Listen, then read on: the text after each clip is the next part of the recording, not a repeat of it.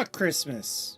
Welcome in, everybody. Welcome in. I literally sat there for an hour, 5 blocks away from my office because they had all of the roads closed because of a stupid ass parade. But I'm here, and we're going to be taking Manor Lords out for a spin. And to make my night even worse, I told Epidemic Sound to pick me some music, and it picked Christmas music. Anyway, Manor Lords has seen a significant update. And while people on Discord were getting ready to burn Greg's house down, it seems that he and his team of devs have been hard at work, not just fixing some of the problems, but most of them. For the next update that we're going to see, at least the next major one, is the beta coming out to the actual standard release. And I'm super excited for that. I mentioned in the announcement for this video that there's too many things to list. Indeed, if I were to bring up Steam and read to you everything they fixed and everything they added, we would be here for 30 minutes. So you're just going to have to take my word for it that everything's changed. But most importantly, other than the glitches with the stupid Manors crashing the game and ruining the save, which is what happened last time, and everything like that, the memory leaks should be better, the performance should be better, and the AI have a lot more purpose. They really went in and gave the AI some player logic. So we're going to see how that turns out. Without further ado, let's get into the game. Epidemic Sound, you have failed me. I was going to rant about how much... I was literally like, I don't like Christmas. And then I sent that as the prompt, and it gave me Christmas music. All right, let's get the game up here. Ba ba ba ba ba ba. Boop boop boop boop boop boop. Dora Dora Dora the Explorer. We're gonna hit new game. Oh my God, property! I hate you.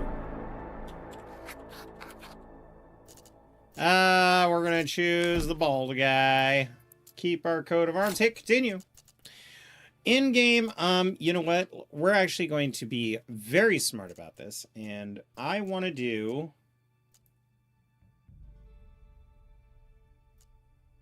I just want to do domination, man. Yeah, let's put 2. Present, off-map adversary, balanced aggressiveness, rate or frequent. I want them...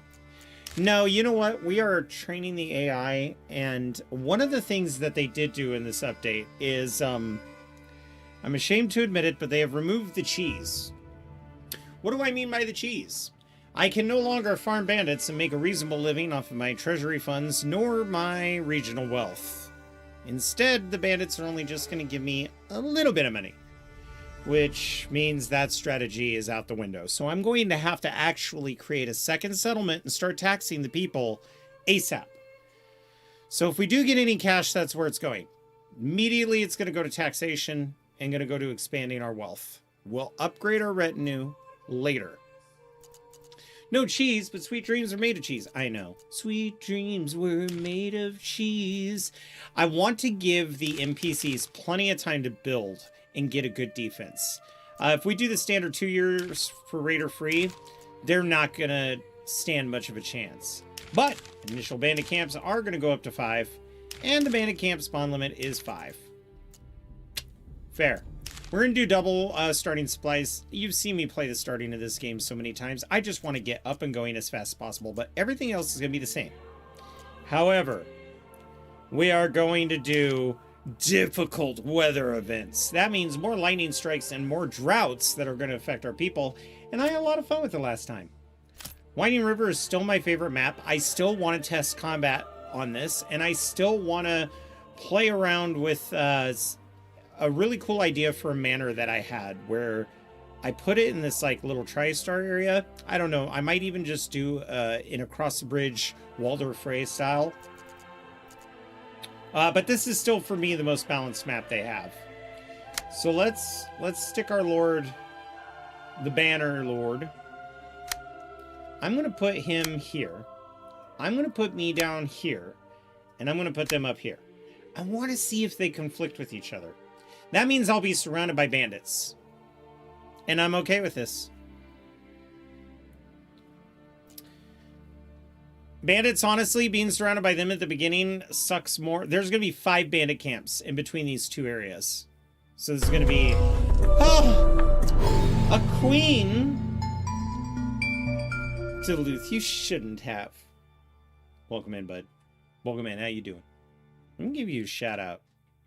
It's one of my favorite chill Flight Simulator streamers. Definitely check him out. All right. Let's begin.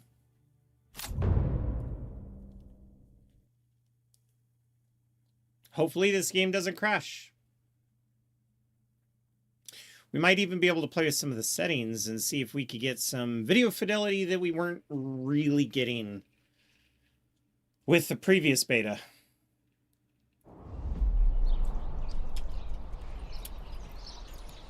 All right. I'm hoping for some rich area. Oh my god, they fixed the camera angle. Thank you. Let's see what we got. Well, we don't have any fertile land because we have 2 rich resources. But they're not bad rich resources. Now here's one of the things that they fixed that I think that they should get a goddamn medal for. You can now tell your logging camps not to harvest from specific areas, which is going to be massive for our development. How is this the land that... Okay, so here is our farmland, so that's good. I almost am kind of glad that the farmland isn't, like, really rich up here. I would like for these guys to come down here. So what we're going to do is while the game is paused, we're going to build a corpse pit. That's right, everybody. Where would you all be without his corpse pits? I'll uproot 2 trees. Okay, where did they go? Bingo! That's exactly where I wanted them. That's perfect. I know it's kind of silly keeping our meat resource down here, but it's not a very good meat resource, let's be honest. I'm going to have to figure something out. So we're going to have sheep. We've got an unlimited clay resource right here. Once we get a mine built, I definitely want to play with that. And we also have mushrooms here. An incredible amount of mushrooms. And they work just like berries, so I don't have to sit there and set limits and stuff. One of the things they did fix, I kind of explained the 2/3 rule when it comes to fish and how they propagate. But for some reason, the damn fish just did not like that. Or the employees didn't. Whatever. Because they kept on fishing them past what I set them to. Which made me sad. So we're going to ramp everything to ultra... Keep it at 120 frames. I want to do quality DLSS, even though really this game doesn't need it. And we're going to see how the performance has improved. Already the camera angle's improved. I used to be able to whip this thing around with a lot of control, but in the beta, there were times where I'd go to whip it and pan the camera left and right, and it would zoom me across the map. So that seems to be working. Andor Dornlee, well, we can't have that, can we? More like Jarl Hennisberg.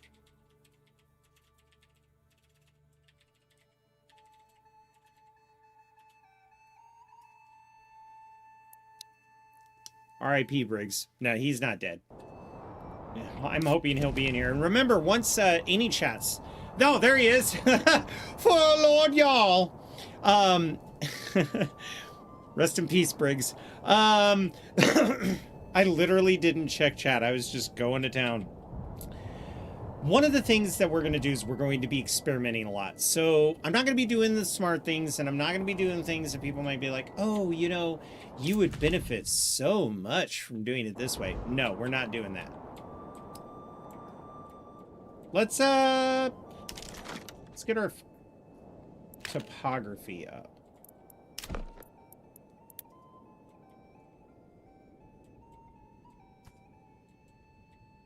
Ah, there we go.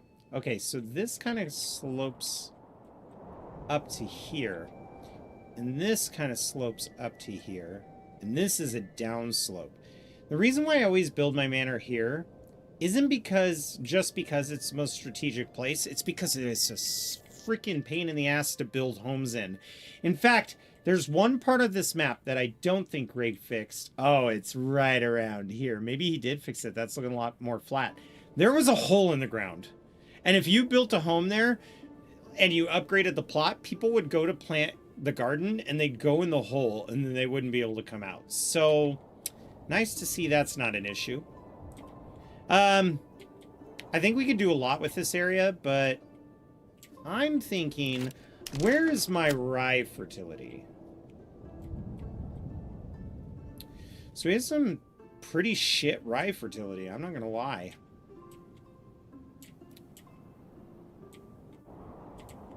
Huh. Well, we're just gonna have to take over that place as soon as possible. Which means we're gonna have to fight us some bandits. Oh yeah, you're all trying not to initiate this plea at 3 a.m. so don't get banned. But would it be sensible to post to schedule announcements in one of 2 schedule channels or announcement channel instead of your general? So the general one was just so that I could say, hey, this is the week.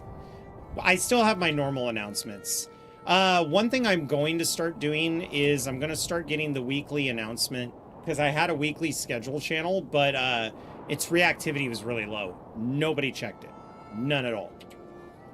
And I figure if I'm changing my schedule, you're only going to see it once a month. Like, that's usually what happens. Of course, like I told the guy who was kind of throwing a fit about when I ask everyone about my schedule updates, you have the complete option to go into your settings for my channel, go to the notifications, and just turn off everyone's mentions. And then you can check it whenever you want. But no, I want to bring back the weekly schedules again, because that was really helpful. But if I go to all the trouble of doing the art and putting it out there, and I look at the reactivity in Discord and it's low, I am not going to fucking waste my time. If the community is not going to use it, I am not going to bother.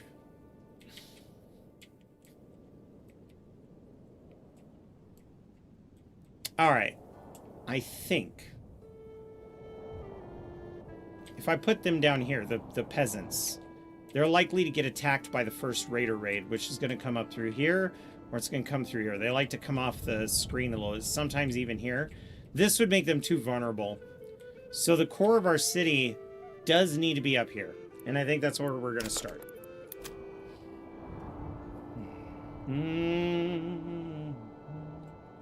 This road curves this way, and that is the trade road. I'm not too worried about these trees being uprooted.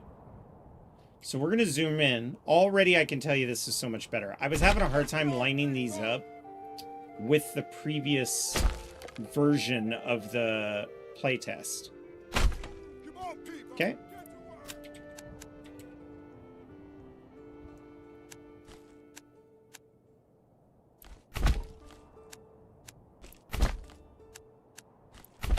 Maybe we'll start a campaign. Oh no, this isn't going to turn out right. We'll start a campaign saying, use the weekly schedule. Get a bunch of people to vote on it. Do you use the weekly schedule? If so, great.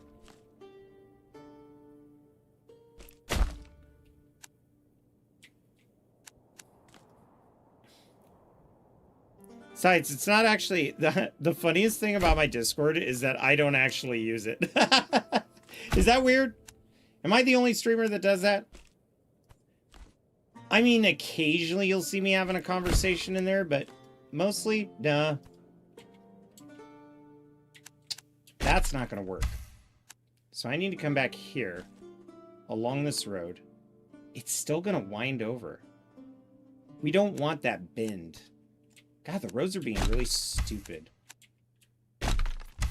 For as much as people praise this game's road snapping mechanics and stuff like that, it's very hard for me to be impressed with it when it's worse than it used to be.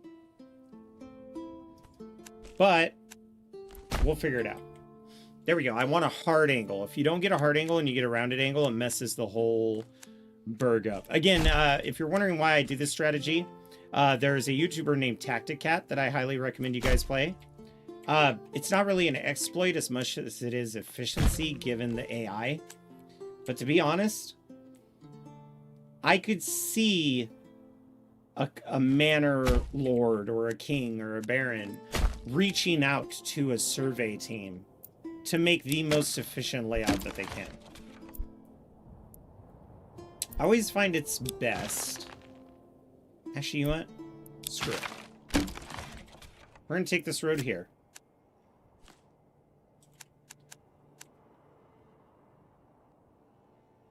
And we're going to butt it up like that. This will give us a nice little, Actually, it kind of looks like a pair of shorts. So we got our pair of shorts, right? There we go. Next up, more corpse pits.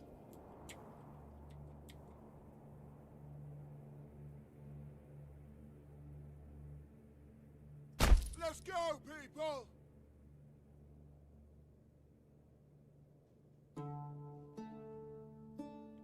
Wait a minute. That's not centered at all.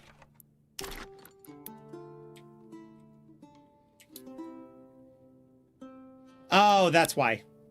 I don't want it to snap to the road. I want it to go where I freaking tell it to. That should be good.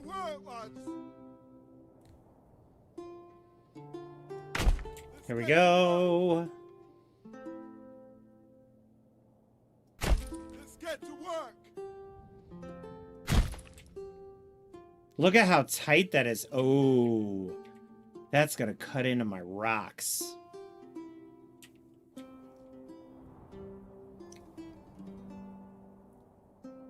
That's something I can remedy. Let's go, people!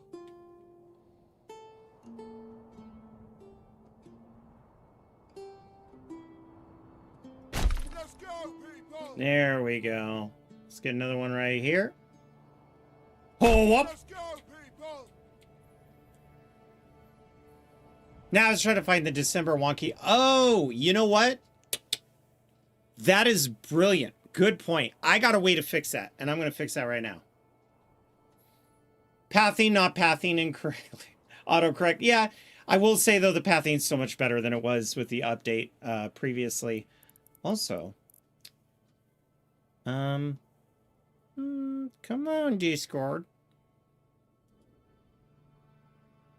Oh, my God. Stop it, Manor Lords. I'm not even clicking onto this monitor. What the heck? Here we go. Hang on. Ah, here we go. I got a way to fix this. Let's do this general. All right.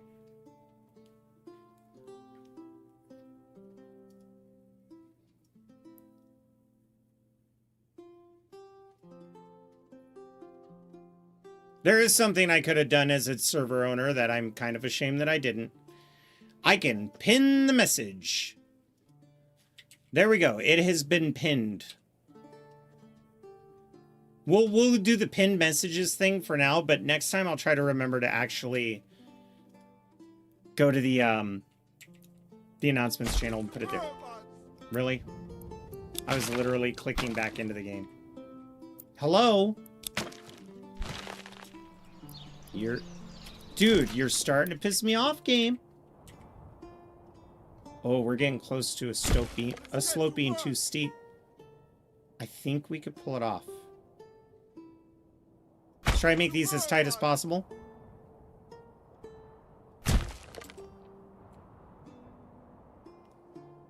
Oh yeah, this is gonna be nice. This is gonna be a nice bender right here. Or the Brondo, as Tactic Cat calls it. Oh, you know what? Maybe that is a better distance. You, get out of here.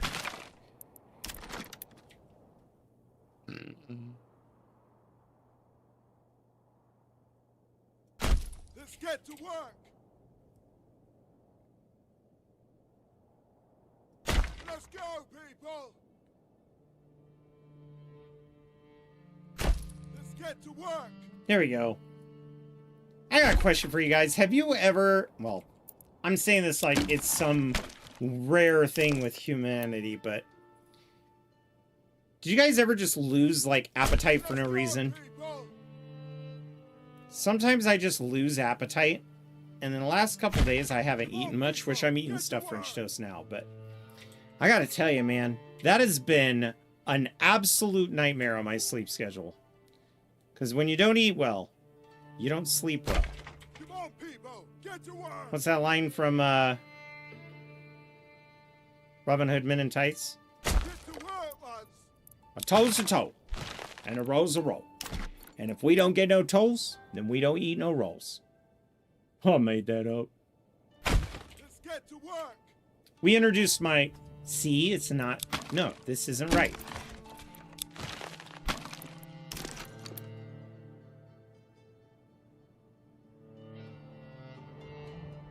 Let's get to work. Because it has to have a road attaching to it. Otherwise, it's not quite centered.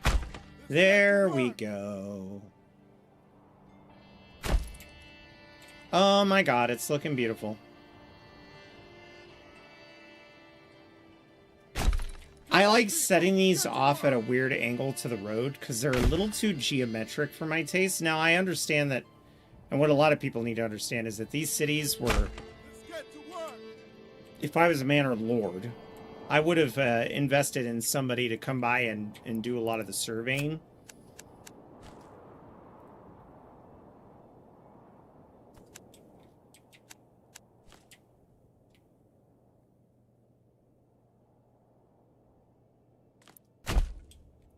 Huh. I had another crazy idea.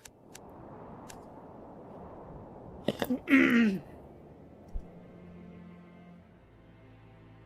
don't even care if my people build these. Okay, here's what we're gonna do. I need these rocks gone. So, we're gonna build ourselves a stone gatherer camp right along the road. Snap. Boom. To work. Okay, and then we're gonna... That's fine being medium. It's just one log. It'll be fine. We do need this built for our mushrooms. Look at those little guys. Look at them. Oh, look at those little mushrooms. So I want to put this like here, Let's go, people. and then we'll build a nice little curved road up to the main road. And I don't see a whole bunch of horses going to the forager's hut where they pick mushrooms.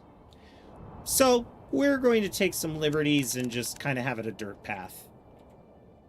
It'll be interesting to see how they fix the traffic, because that is one thing that they said they worked on. All right.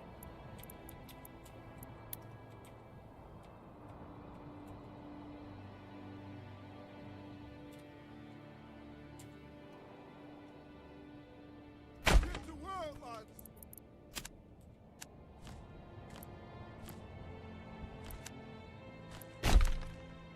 Now, eventually, what we're going to do is we are going to have a home down there for our hunter. That way our hunter is not going very far. For y'all and country. Thanks for the boot. Appreciate it. How are you doing, Gothic Text Box? You know what? I don't know yet. So what I did was I set the AI aggressiveness to medium, which it's pretty aggressive. I set the bandit raid 3 years out, and I surrounded myself with bandit camps so that I can't go nowheres. But I'm hoping that these two AI on the front lines start to build intelligently. We'll see.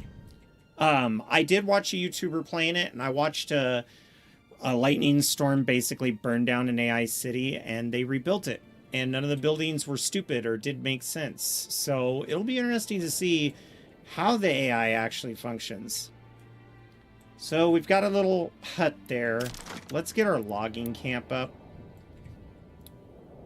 There's a lot of things to log. We're gonna put it right up here. Now, once this gets built, we're gonna be able to show some really cool things. Instead of doing just areas of operations, you can actually select zones and say, don't harvest wood here.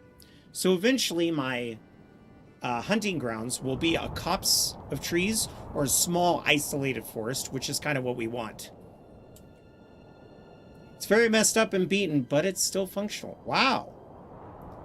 Damn. 28 years.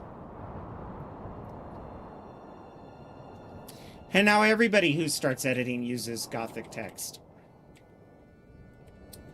It's kind of a tradition. Okay, so we're going to go ahead and put the storage facilities right here in the middle of town.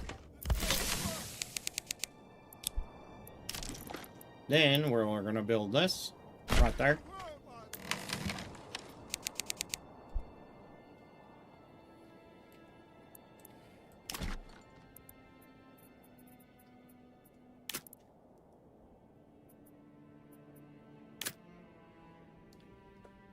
I think I'm going to wait on the burgage plots. The reason why is because the moment I build homes, they're going to start using firewood. While they have the little homeless camp, they're not going to start using firewood.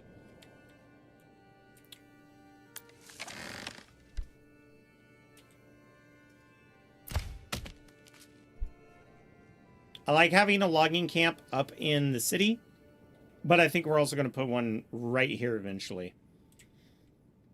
Oh, there is some I could put over in this area, though. Let's get our woodcutter's lodge and plop it right there.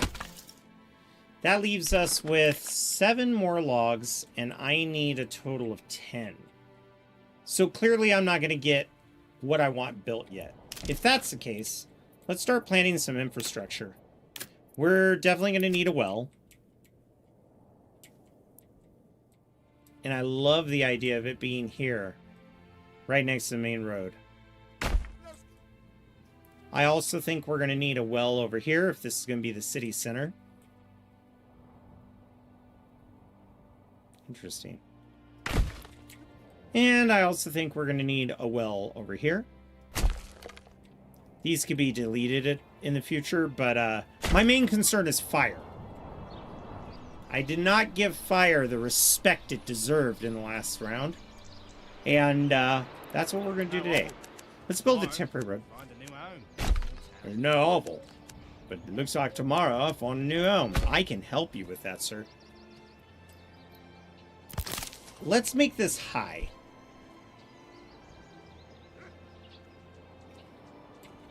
Also, fast forwarding should actually work now. Shanosaurus Rex, welcome in. What are they burning in the homeless camp? Tires? Nah, probably Oxen shit. That was something they did a lot when they camped. They take livestock poop, dry it out, and you get these little poo chips, but they're wonderful fire starters. In Africa, they use elephant turds.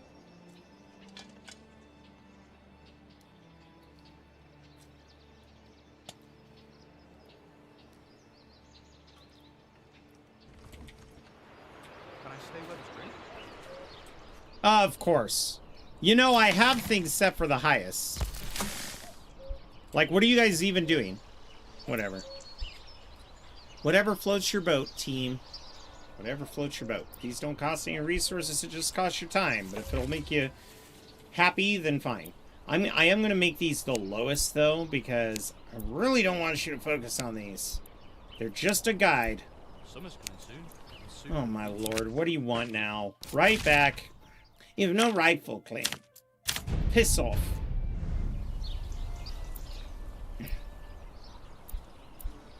While we wait for them to build, we'll come through here and set these at low so that they don't try to come over here to finish them.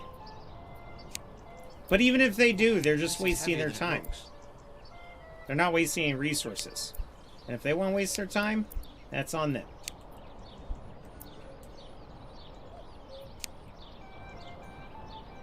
Okay. It's good. It's good, it's good. Haha! Ho ho! Tee! Ha ha!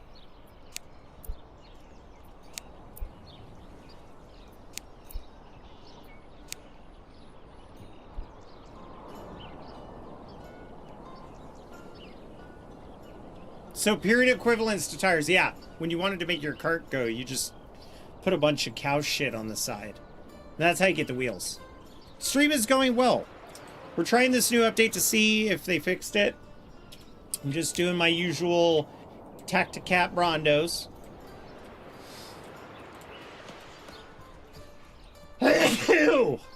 Excuse me.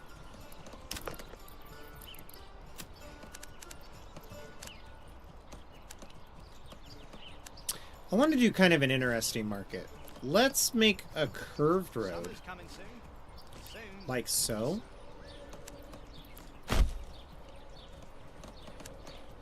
And another curved road like so. This might make a If I really have to spend interesting another winter in town Alpha's farm, center. I'd like to Let's freeze stagger the them ball. though, so they don't exactly line up. Fuck off, Is it me? property. Or is that hinge a bit stiff? I don't expect that we're gonna get a. Oh my god. We all know what that means. Huh.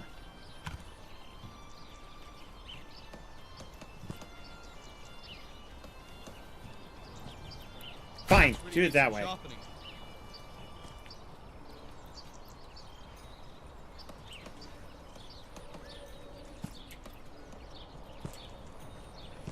Just give me a hammer and something needs to knock over. I'll put it in place. Summer's coming soon. Soon the There we blazing go. sun.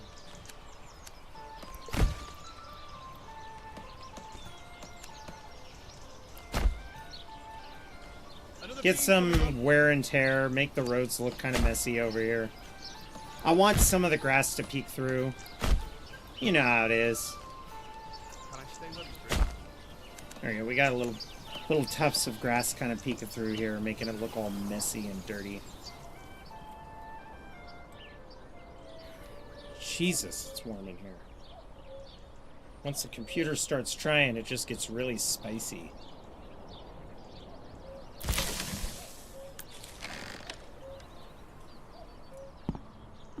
What the heck? I keep bumping my mic. I'm sorry, guys.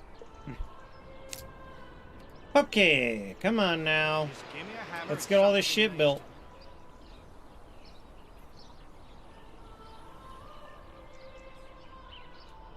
No, actually, the clipping's way better. Trust me. It was bad. But I will admit it's still currently worse than it was a year ago. But they'll fix it.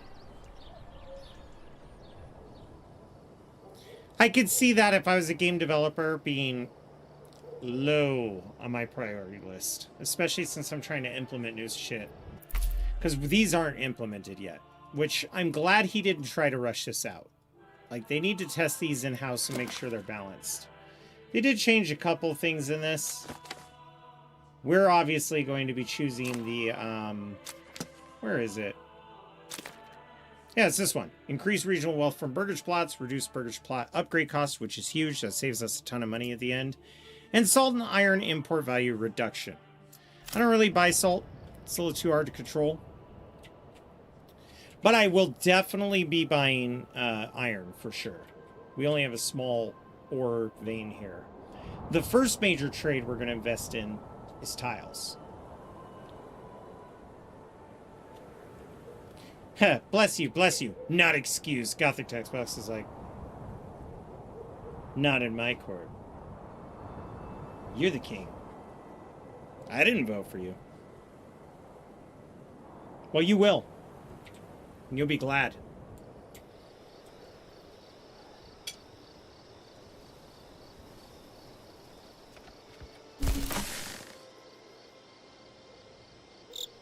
Not my cathedral. You dare mock me? Pika Blue gifting a sub to Kai Hawkeye. Welcome in, Pika. Let's give a shout out to some of the streamers that we see in here. Definitely got Pika Blue here. Also Kai Hawkeye, fantastic streamer, and also the one who made my lovely Evil Dead style DM screen. Army of Darkness Necronomicon looking ass. Groovy.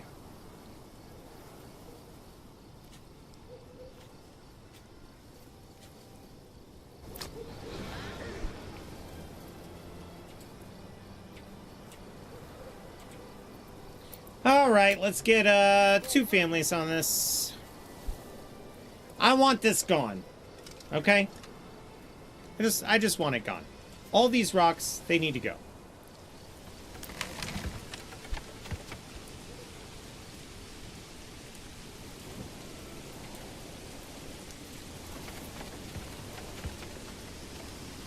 So you didn't have to walk far, huh? That's nice, isn't it? Oh, I knew that was gonna happen.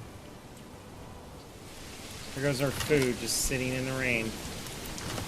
12. 3. Yeah, it's gone. We just lost so much food. This isn't good. You guys are gonna be... Yeah. Change of plans!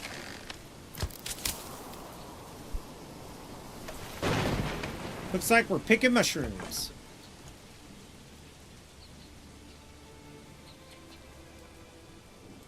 That's so funny, because mine overheats and it's a new GPU. Well, it's a year old, but... Or 2 years. I got it a year ago. It was a year old when I bought it. Whatever.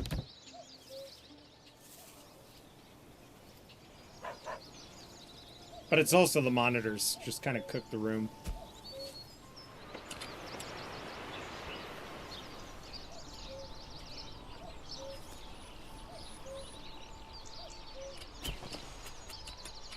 Yeah, it's not going to take them too much longer. They'll just have to fill that. Let's get you in here so that she'll come and pick up these materials.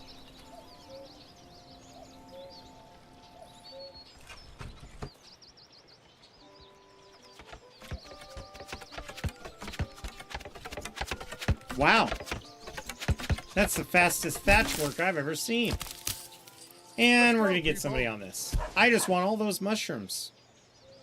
That'll give us food, and we still have a builder.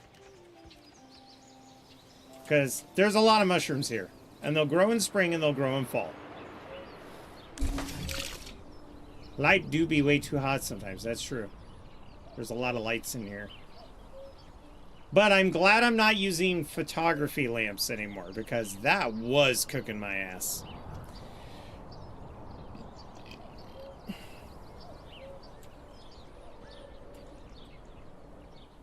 Oh, hello. Come to work, have you?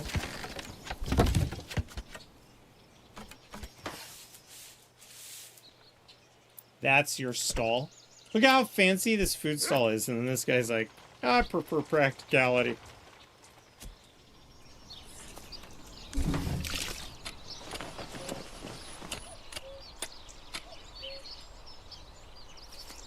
Yeah, it's already at 81. Those rocks will be out of here in no time.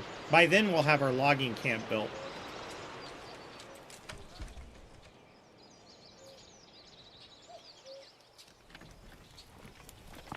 Yeah, get all that stuff. Put it in your carts. Let's go. Let's keep it moving, people. What are you sweeping? In case you haven't noticed, you live in a damn tent. Why did I hear sweeping noises? This lady's just out there like, oh, nothing, just baking a cake.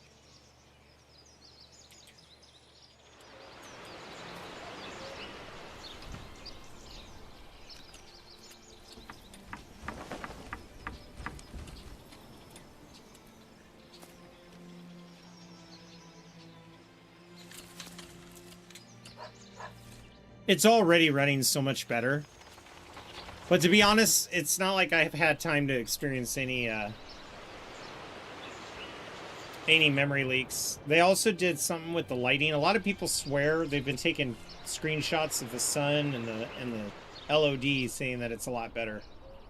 I'll have to take their word for it. I know you're gonna start leaving the settlement. I get it. Just get your fucking food. We may have to restart this one. I didn't expect the rain to destroy my entire food supply so fast.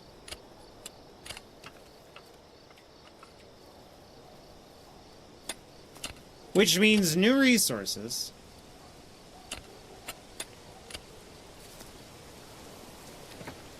Only time light around me could ever feasibly be used as a heating is stage lights. Yeah, they are. But the nice thing about stage lights, and I don't think a lot of people know this when you're acting on stage, is that they really do a good job at having you immersed. You'll hear laughing and clapping from the audience, or maybe even gasps, but you don't see the audience. You just see this like little dimension that you're on. the stage. Nothing but lights up above and darkness down below, and it really helps you get into character. I think it would be really difficult to be in the 1800s where there were lamps and everybody in the audience could be seen.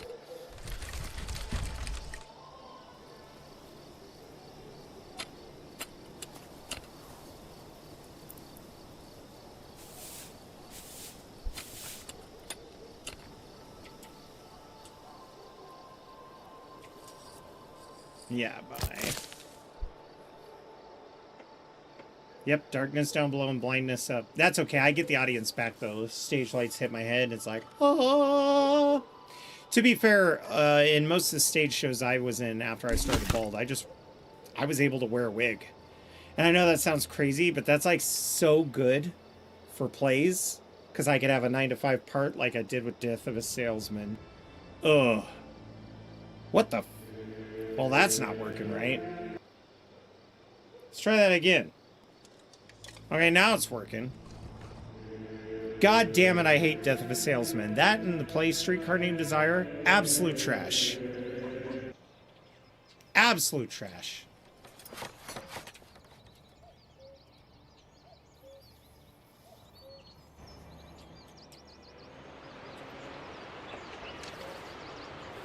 Any hairstyle in any role, and I've worn a lot of little hair pieces.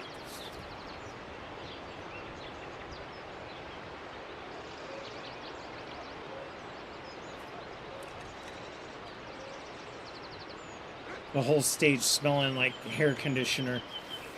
In case you guys don't get that reference, that's an old Hollywood trick. They would use hair conditioner to make your hair look sweaty and grimy. So in Walking Dead, when you see like Norman Reedus's and freaking God, I can't remember his actor's name. Anyway, Rick Grimes, all their hair looks nasty. That's because they coat it with conditioner before they go out. The smell of conditioner in a stage performance is nuts.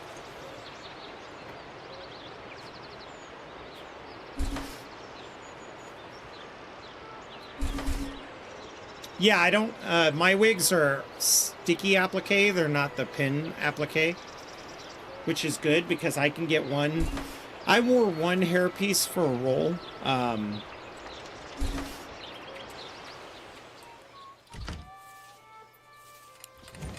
Manor Lords. My Oxen is currently assaulting the guy trying to pick mushrooms. Fix your shit. Hey, at least they did fix it. As in, the NPCs did it.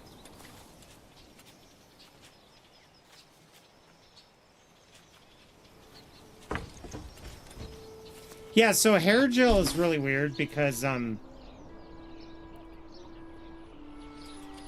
call it gloss and matte hair gel. You know what I mean? Like, you can have the glossy kind, which is the kind that most hair gels are. But when you're on stage lights, it makes you look like a Kindle. So they don't usually use that. Sometimes they'll use mousse. But there's like a pomade hair gel that's more of a softer appearance. And you could use that if you already went to all the trouble of getting a haircut for the role, but most actors don't. Most stage actors I know don't cut their hair for a role because they're in more than one play. So they'll slick their hair back using either conditioner or hair gel. I've seen them do that too to put a wig on. But I don't have hair, so I don't have to worry about that. I just get it's called the Hollywood hair effects makeup, but it's this adhesive that I could wear a hairpiece and actually bathe in it and shower it and brush it if I wanted to, and it stays on there for a significant amount of time. Luckily, my shows only ran for like 2 or 3 weeks, then they were done, so they didn't have to stay there very long. But I had to wear one for The White Rose, which there's a movie called Sophie Scholl that's based off of the events that occur in The White Rose. But The White Rose was the pamphlet that Sophie Scholl, her friends, and her brothers made to denounce Hitler in World War II Germany. Unfortunately, Hitler pushed to have them beheaded in the street, out in the open, which they were. Pretty brutal.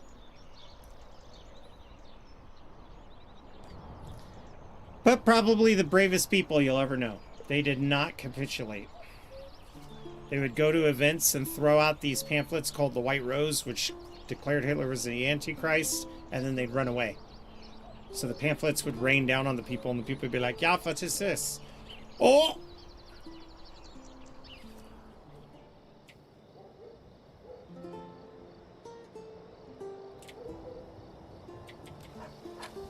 It'd be nice to get new music for this game. Yes, I fucking love Sharp. When I was younger, I would watch Sharp, and I would watch Horatio Hornblower. Fucking love Sharp. They got Sharp on lockdown, though. If you want to watch it, you're gonna pay. It doesn't matter. I guess if you have the BritBox, you don't have to, but you're basically paying anyway. You could watch and stream episodes of Doctor Who easier than you can Sharp.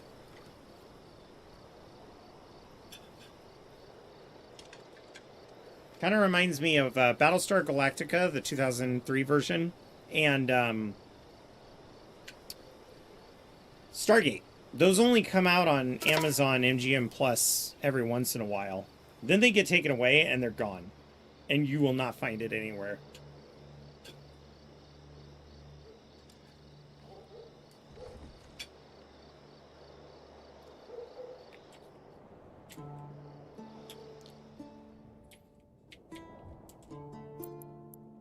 Be free, my peasant people. Corpse pit. The final corpse pit. The final grave hole. Ma-na-na-na. Ma-na-na-na-na. Right there. Ooh, look at those lines. Okay. Let's finish this Brondo here. And we're going to come over here and build this one out to right there. We don't want the road to bend. You want it as close to the edge, and you do not want it to hook around the corner. So once you see it hooking, just draw it back a little bit. Okay, we're going to do the same thing over here. Let's snap these points. That way the road stays somewhat straight.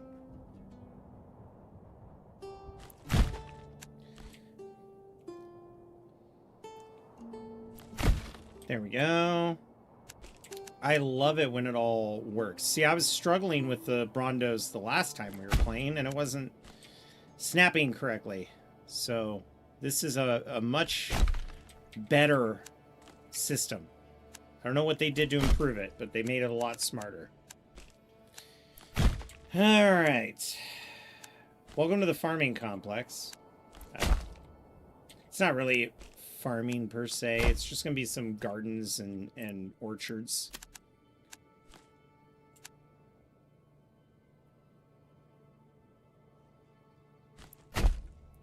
There we go, and then we come up here. Build this one right in the middle. This one right in the middle. And in case you're wondering, why the heck are you doing this? This does an excellent job at maximizing your orchard and vegetable yield without cheesing the game per se.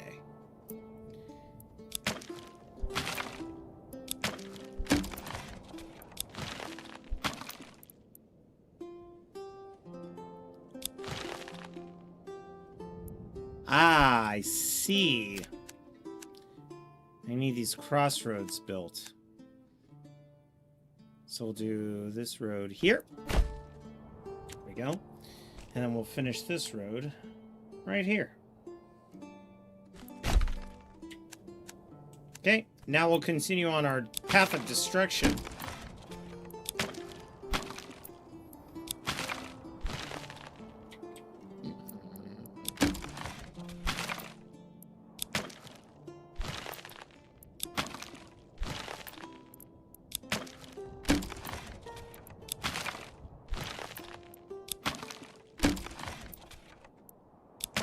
I wish there was a hotkey for that. Delete doesn't work. How about backspace? No. Of course, I don't think the devs are intending people to use their corpse pits as a square.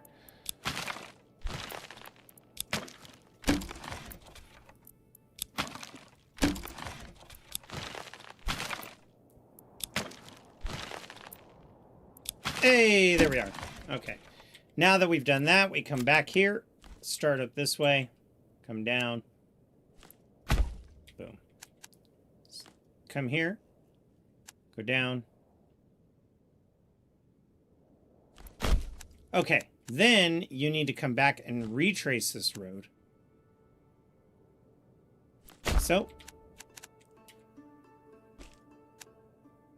retracing of the road will make sense in a moment. Right now, you're probably like, why the hell are you doing that? Well, because I'm a funny guy, you know?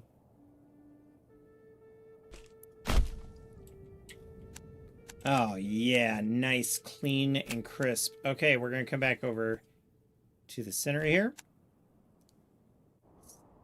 Snap it down at the end. Come over here to the center. Snap that down to the end. Hey, that was a funny joke. I don't care who you are.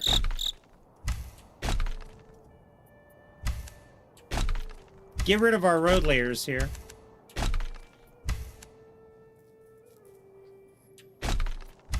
And then because sometimes they get cranky about connected roads, we'll just make sure that these are connected.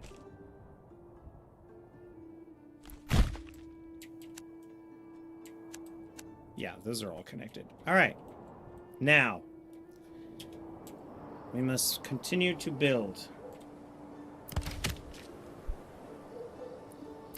Let's bump this up to the highest. We need people getting firewood. Come on, people!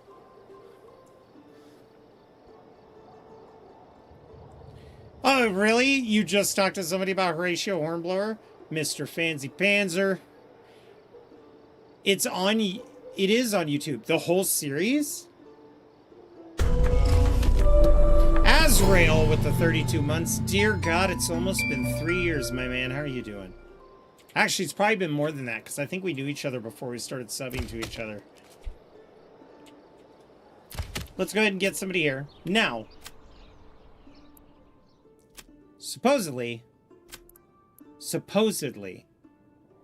they're going to avoid no-no zones. So they shouldn't come over here and mess with that area. We'll see. I'm not holding my breath.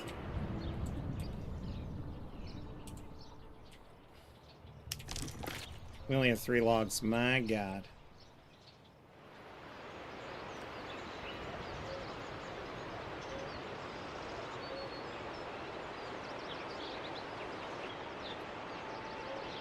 If you guys see ghosting, by the way, that's because VSync is on. Unfortunately, my monitor really wants VSync. So, we're gonna have to deal with people in the distance being like, ooh, like a specter. Good. We've got the spine of our industry functioning.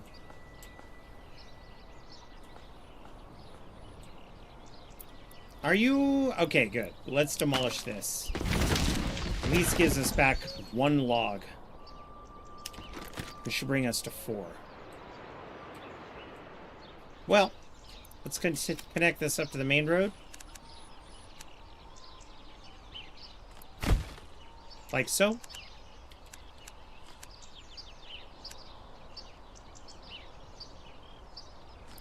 Like so. And that wouldn't connect. We'll leave that the way it is. Hey, what are you guys doing up here? All the bunnies are stuck up here. Okay, you want to fix that? Save your game.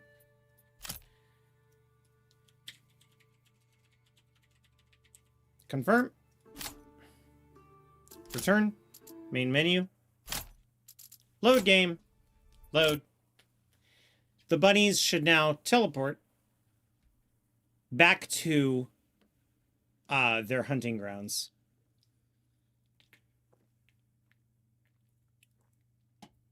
Shit. I had to go set a limit on the hunting camp. Otherwise, they'll just kill everything. You're used to weird graphic artifacts? Fair. Well, it kind of worked. We'll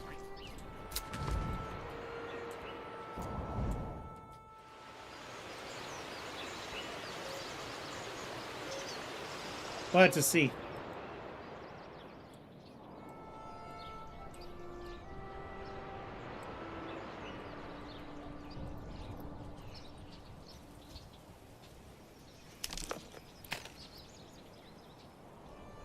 The one thing that I like is that supposedly the bandits will not steal tools anymore, which never made sense to me. Why do they need them? They ain't building a settlement.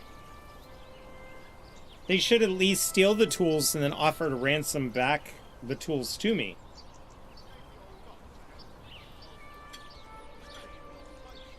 You mean these supplies? I could part with them for a decent wage.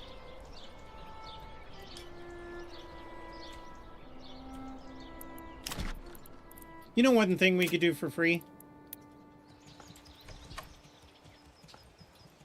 Let's go, people! Everybody can build that one. So the Oxen broken leg syndrome is fixed. Remember where the Oxen were like nose diving as they went through? And also, we only had this a couple times, but a trader would come in to do trade with you and the horse would be invisible. So they're just floating in the air. That's been fixed.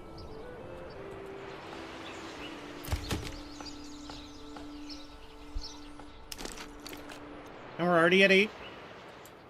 Our lumber industry is working. The debranching animation's been fixed, so lumber is as efficient as it was before. And then we're going to go ahead and build our homes. So we want to start in this corner. Oh no, you want to start in this corner then.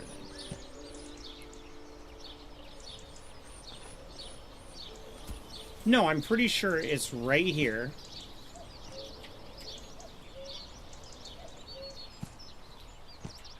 Uh-oh. Manor lords. What have you done to my game? Have you prevented me from cheesing with the Brondo? It's got snap to roads on. Are you not gonna auto snap for me, baby? Oh. Ooh. That's what it is. Okay, I just had to get it to auto snap.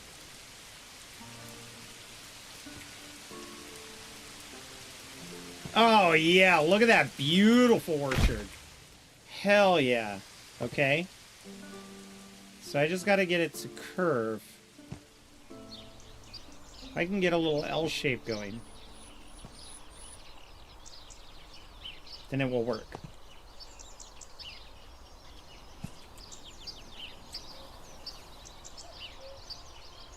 But I actually have to get it to snap to that road.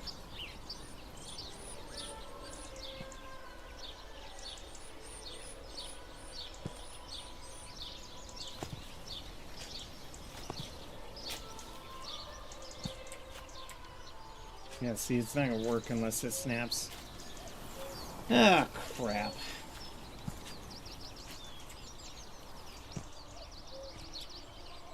But this will work?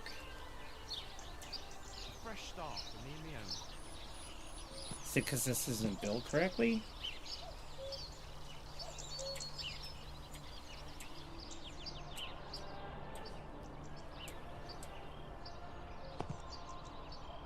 Look, my people just need a home, so can I just, like... Oh.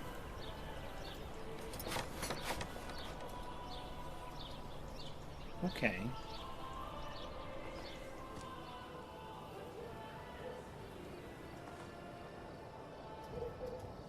Oh my god, this is gonna make me rage. Alright, well, it seems they've nerfed the one thing I actually enjoyed. Oh. Oh, no. How about this side?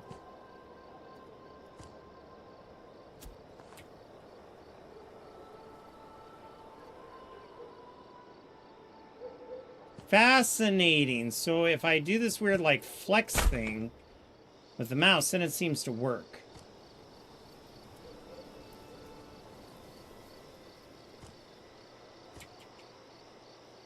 Yeah, look at that. Now it's... Oh, my God.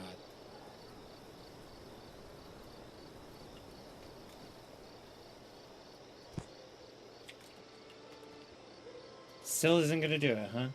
How about a big one?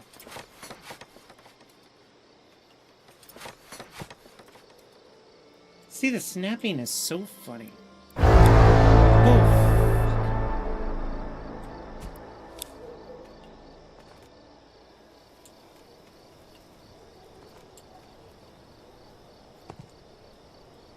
Oh, oh, hey!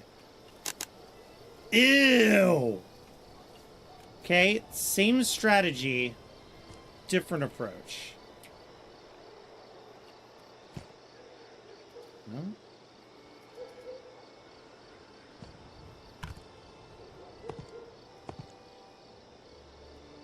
Oh, that looked nice. Will it wrap around? Of course not.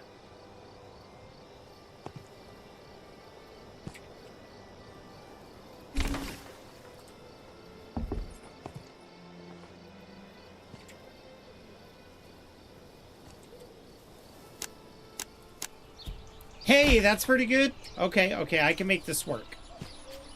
I can freaking make this work. Bingo. Oh, that's terrible. So, let's do this. We're gonna take this one, bring it out here. Is it really gonna make me exit the game to fix the bunnies so that my people can hunt them?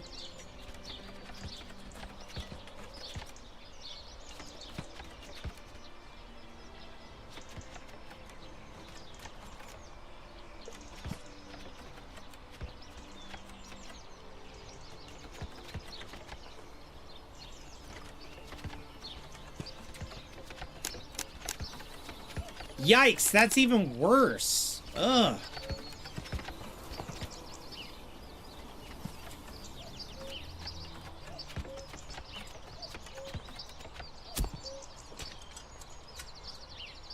Now, wait a minute. We may have just found its spot.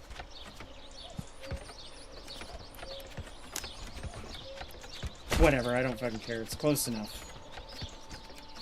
Perfect is the enemy of good.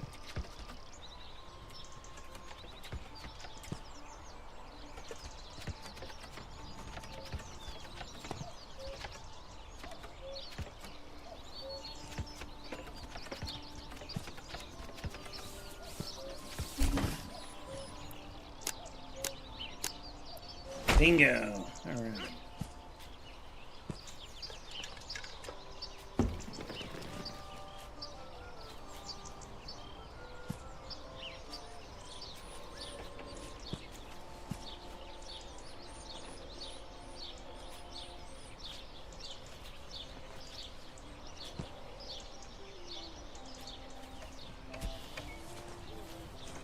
Wait, I had it. No, I had it.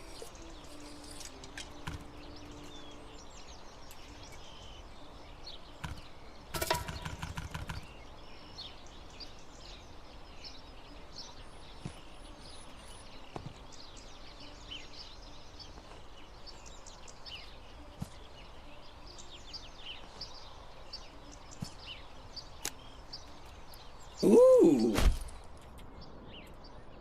We're back to no food. Oh, no, we have no fuel. Eh. Kind of anticipated that would happen. Oh, wait a minute.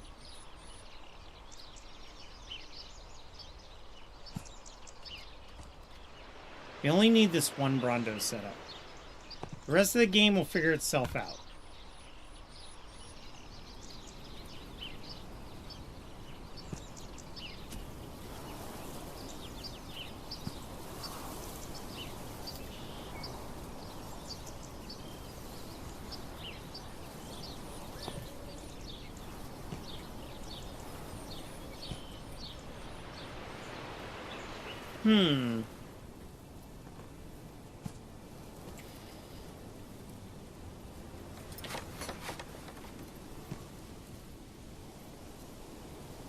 Very peculiar.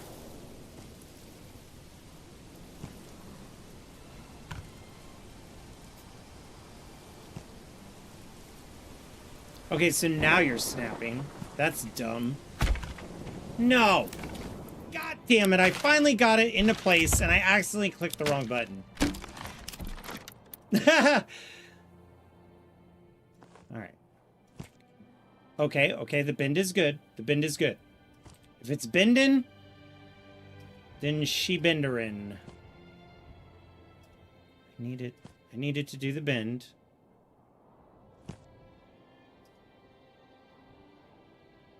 But I needed to actually build properly. This is the only place we need to be built in this very particular way.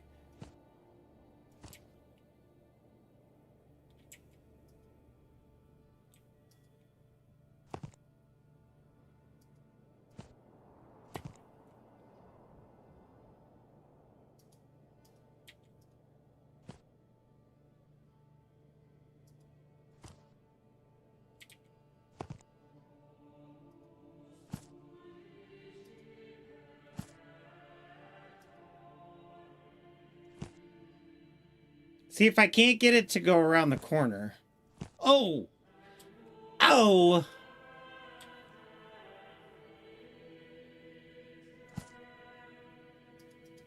Wow. This game just doesn't want to behave.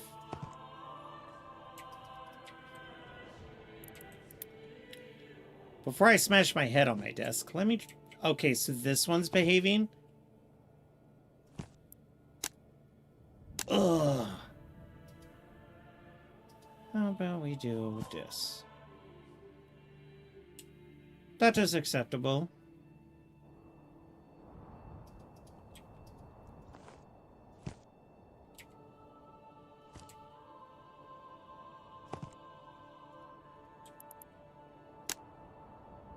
That's fine. Try this again. See, it's just not attaching.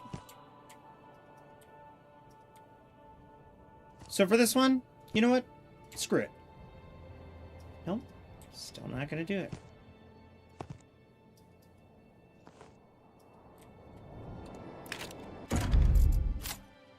I got a better idea.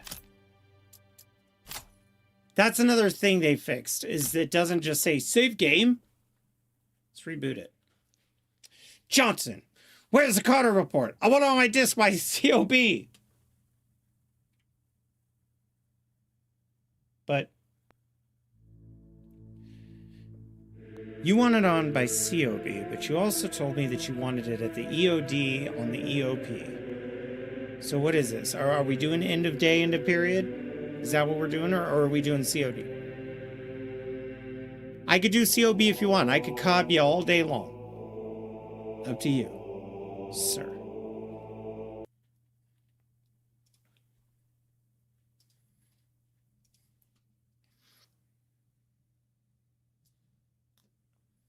I'm embarrassed that it says Paradox Launcher behind my head in that screen. No, I'm just kidding.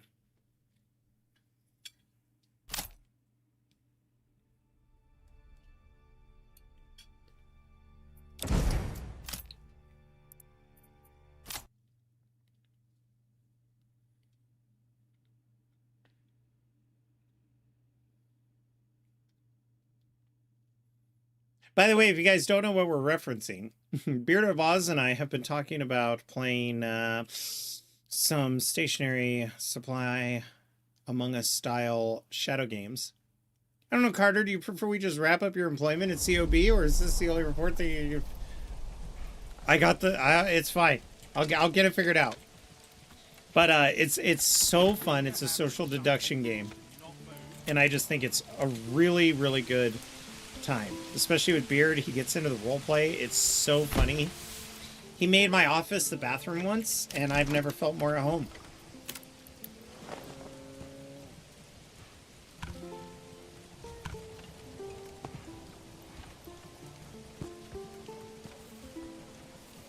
Oh! Hey! Hey! That's good enough. A simple restart fixed my problem. Yep. Shit. I thought I placed it so that the well could be in the middle of town. And instead, the well is useless. Well. Just give me a hammer and something needs to not move. I will put you right here. Let's go! Alright, let's get these homes up and going.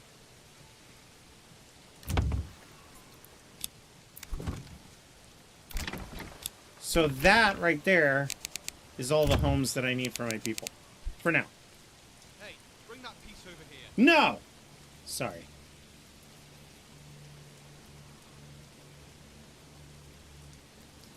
Cat's Brondo is at it again.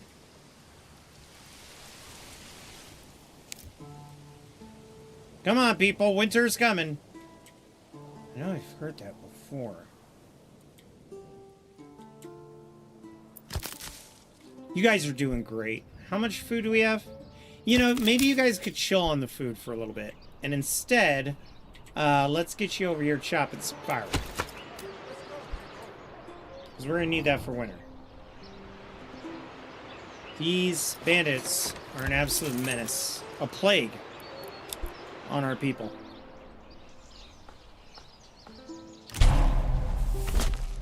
No shit, you're running out of fuel. I know!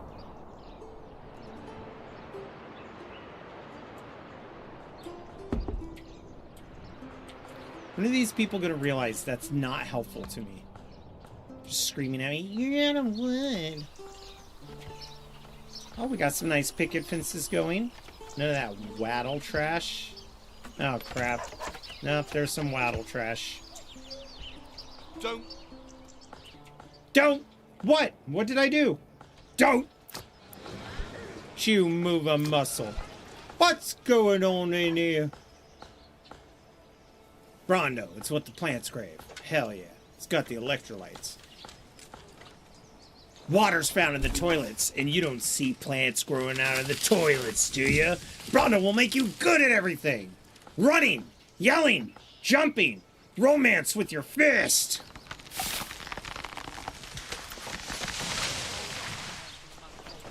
I love how 20 years ago you're like, what a satire. And now I'm here in America going, holy fuck. Cityocracy. We did it, guys. There should be an achievement for that. Apocalypse unlocked. This trophy has been earned by 5% of the gamers out there.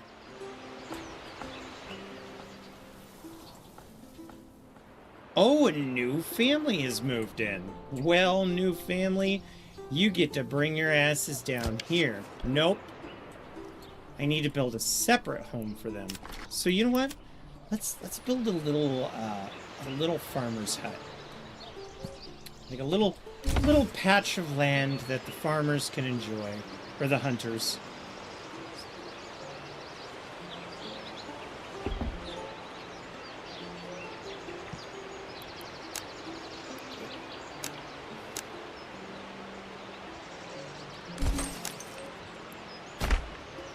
They'll plant their own little garden. The hunting shack tent is right next to it.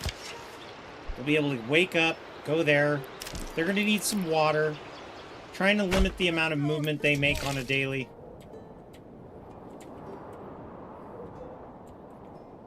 Oh, I could click on that hunter's camp and tell it, hey, maybe make the peak like 8. We should have known when the Crocs became unironically popular. Yeah. Because of that movie, though, by the way. They were designed for the movie, and then everybody on set was talking about how comfortable they were. And then the guy who designed it was like, I mean, obviously Crocs was going to be a thing anyway, but it was his way of getting his foot in the door and being like, check this out. Look at this stupid shoe. My mom swears by him. I won't be caught dead in them. Just like socks with sandals. Is there really anything wrong with wearing socks with sandals? No. Will I be caught dead wearing socks with sandals? No. I think the only person who can get away with socks with sandals is Gabe Newell. He seems like the type.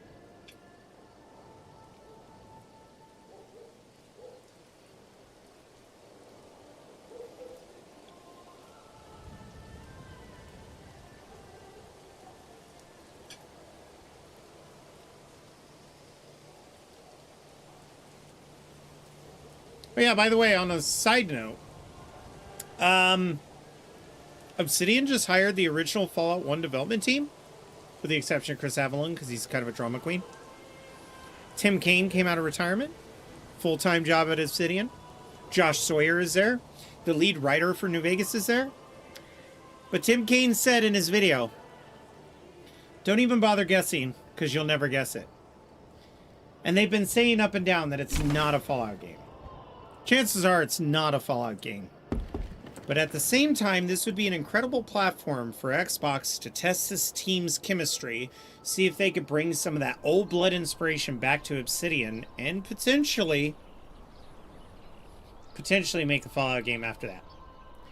If I were a gambling man, and I'm looking at everything that's going on, I think Microsoft is trying to put Obsidian in the position that Microsoft can confidently remove Fallout from Bethesda and give it to another team.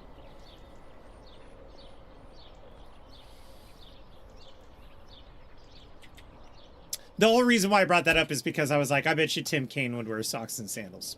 100% Tim Kaine would wear socks and sandals. Am I thinking they're going to make a remaster of New Vegas? Nah. Are they going to make a New Vegas 2? I highly doubt it. But it is possible that we will see a Fallout somewhere else. But I know they said they want to focus on their own IP. What I'm hoping for is I'm hoping that they didn't bring this team in to make Avowed 2, which has already been greenlit. How could you greenlit Avowed 2? Listen, I don't think the game is as bad as everybody made it sound. And if you had the choice of playing PoE or Avowed, you're gonna choose PoE, right? Like, Avowed was okay, but it wasn't... I mean, even Outer Worlds 1 was okay, but Outer Worlds 1 was way better than Avowed. It's a Fallout game. I know, because I know. Wow. I was watching Tim Kaine's channel. One of the things I loved about what he said is he goes, many of you think, oh, that was brilliant, Tim Kaine, an active developer who has like a video blog and talks about what development's like, because then we can hear it from the developer's mouth, from the strifes of dealing with publishers to the strifes of deadlines that are put upon them that's not their choice. And it really made me think of something. For all of you who are disgruntled with Bethesda like I am, don't take it out on the devs. Don't take it out on the devs. Don't take it out on the people and the company as a whole.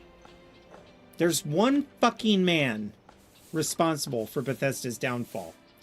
And that's Todd fucking Howard. Alright? He's the captain who's leading the ship into the sea. Or into the storm. I guess you have to lead a ship into the sea. He's the one leading it straight for a tsunami. It's not the sailors who are trapped on board. So please be kind with Bethesda. Todd Howard is fucking retiring soon. And for the God's sakes, get that Emerald Bliato or whatever his fucking name is. Get him out of there. He cannot write for shit. And he got so defensive on Twitter that people blew up on him and he deleted his account. So now he goes to Blue Sky. And now he's on Blue Sky spouting the same shit. Ooh. We get to choose our... We're going to unlock the same one. I want to test this. Fuck you, Lieutenant General. Dude, I swear I'm hocked up on so much caffeine because I haven't been sleeping. I do not need this shit from you guys. Alright? I just don't. I'm a man. I got needs, like respect. Don't be shy, good sirs and ladies. Oh, I thought that guy was like, don't be stupid. You don't get no respect. Not around here. Not Fallout. Fall. Super new post-apocalyptic game series. This is retro future looking at... Huh. Mr. Handy's. Oh, like a hand job. That's amazing. Excellent, Jazz. I like that.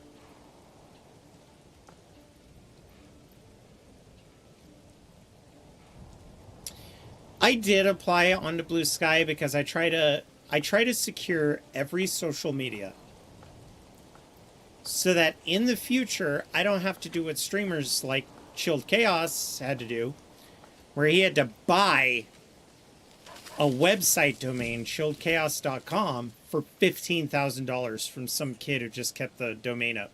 Literally stole his name, made a domain, and held it ransom. I don't want people to do that with social media, especially with all the bots. So I try to make an account on every social media with the exception of TikTok, because I think TikTok is just like window shopping for pedophiles. I don't like it. Every time I've tried to get into TikTok and I've put gaming TikTok, it was like, are you into music? No. Are you into the gaming? Yeah. And I was hoping to see some of the Skyrim sketches and stuff, but I don't know how many fucking times it was just little kids dancing. And I think that's wrong. I don't think that should be allowed.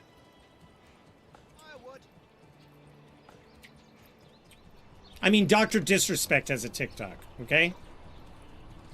Hide your fucking kids, dude.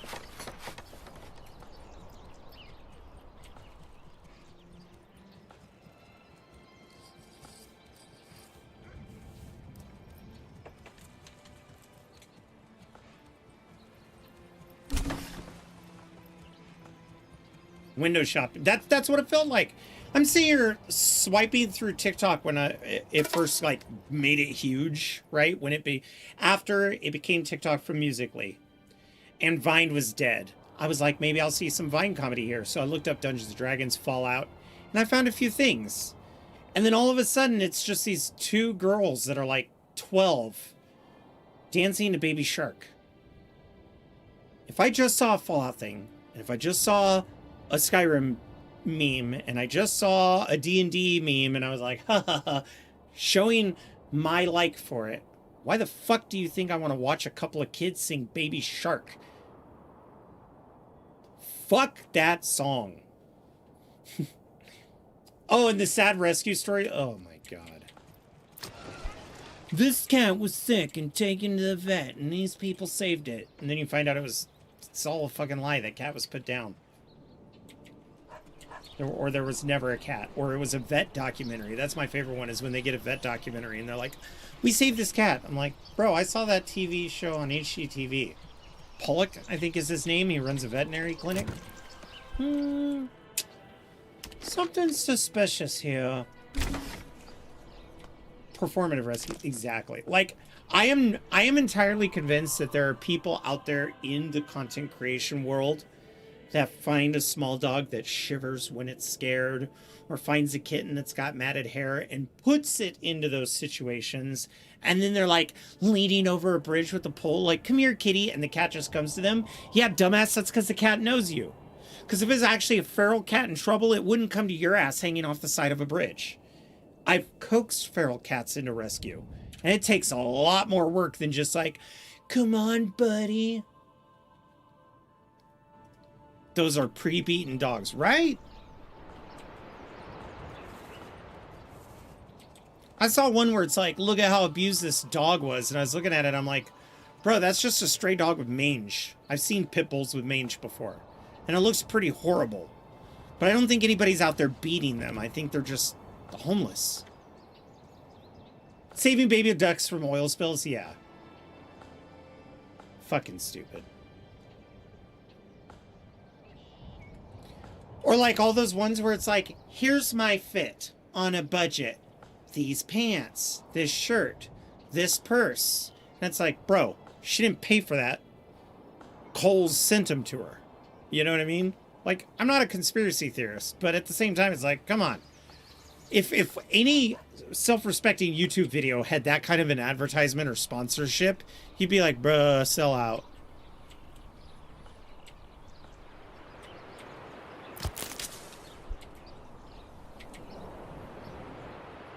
There's two of you building. You should be able to handle this. How's our logs? Okay, this is where we explode our population. Boom, boom.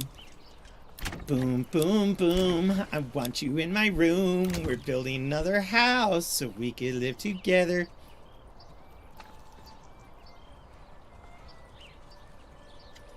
You know what I do love on YouTube, though? Firehouse Coffee. Fucking love those guys. I love all their EMT stories. I love all of their firefighter skits. But, alas, chat, my heart was broken. There is a fictional rivalry in between all of these guys. And there's a man with a beautiful red mustache. And you're like, that right there? Fucking firefighter. Look at that gorgeous mustache. Always trimmed. Always perfect. I was watching one of the shorts the other day, and I saw the adhesive behind the mustache. The mustache is a fake! Those Firehouse Coffee guys, which take a huge amount of proceeds from their coffee sales and actually helps fund fire departments and wildfire rescues, you know what they should do? They should just start dunking ducks in oil, because that mustache is fake. Fake content. Although that guy screams, whoo, that's like Tom the Cat from Tom and Jerry, like legendary status.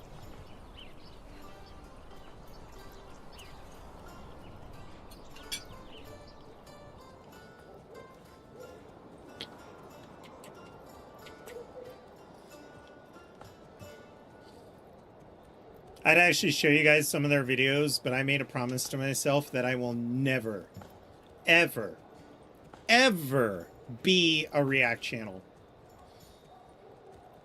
I don't care how popular they are. I don't care how much money they make. I don't care if you guys want to know what my opinion is on videos that you've seen.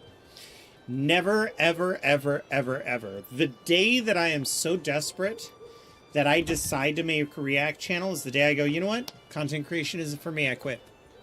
I refuse.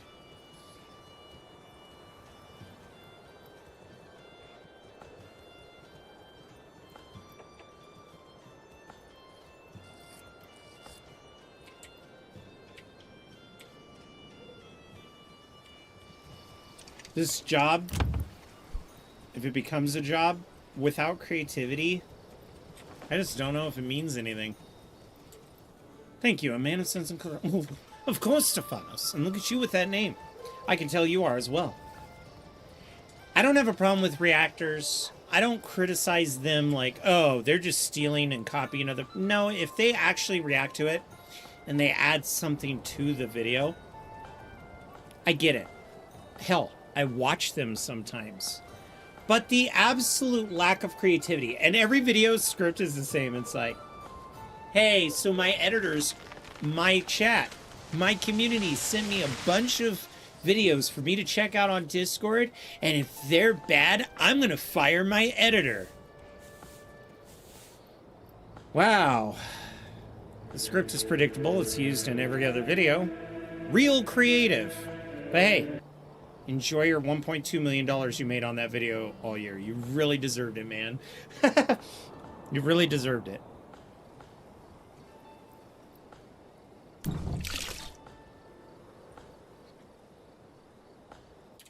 No, one more snooze, then you can do the ads.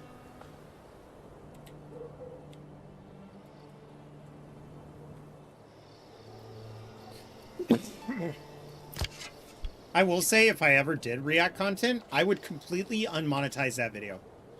I would not try to make money off of it. It would literally be just because you guys were showing me cool trailers or funny videos.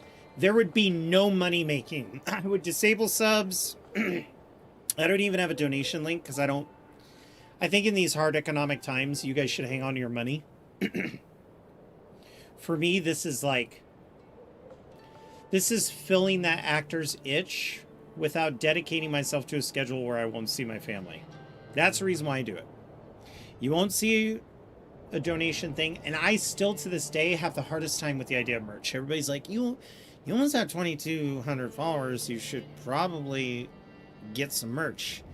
I have the hardest fucking time with that, because it's like, A, I want it to be good, but B, shilling my community for $30 to $50 for a t-shirt up to a hoodie. Some hoodies, $80.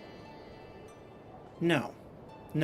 I think if I was gonna have merch, they'd be plain ass colored hoodies. You want to get some good Champion hoodies? I'll get Champion as a sponsor, and that's what I'll sell in my store. You know what I mean? I'll put Amazon links that you guys can click on, and then I get a kickback. But get yourself something decent. Don't spend $80 on a fucking hoodie from Markiplier, which Markiplier doesn't do this, but like the boys. They have so much fucking merch. They oversaturate their channel with merch. Every 3 months it's new merch. So you feel compelled to buy more, and I don't know. I know it funds all of their videos, but God, it feels kind of predatory. I don't like it.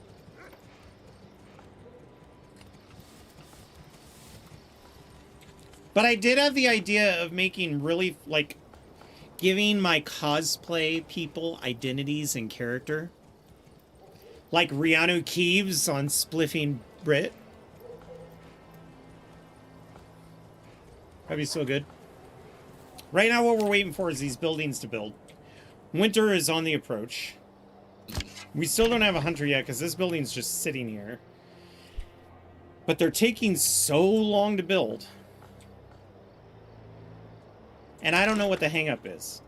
It could just be a lack of oxen, but there's really not much I can do about that because I only have 2 families. Actually, there is something I can do about that. I'm a big fat liar. Oh, yes. So to test their braggadocious claims that lumber yards will not take from, like, they won't threaten your animal resources, we're going to build one right here. We're going to get somebody on this lumber yard ASAP. Then I'm going to put my log storage here, like an industrial forestry center. Very common. You see this in KCD2 a lot. When you approach a city, a city or a castle, what you end up seeing is like all of these lumber yards that store the logs or timbers. You see quarries sometimes up right against the butt of the castle, like in Trotsky. You'll see mines on the outside. So, holy shit, Polyfo, thank you for the streak. The merch I made for mine is all stuff I wanted for myself. If anybody wants it, they can. Yeah, see? Exactly, Kai. And you're a little different channel than me. In fact, guys, if you don't know Kai,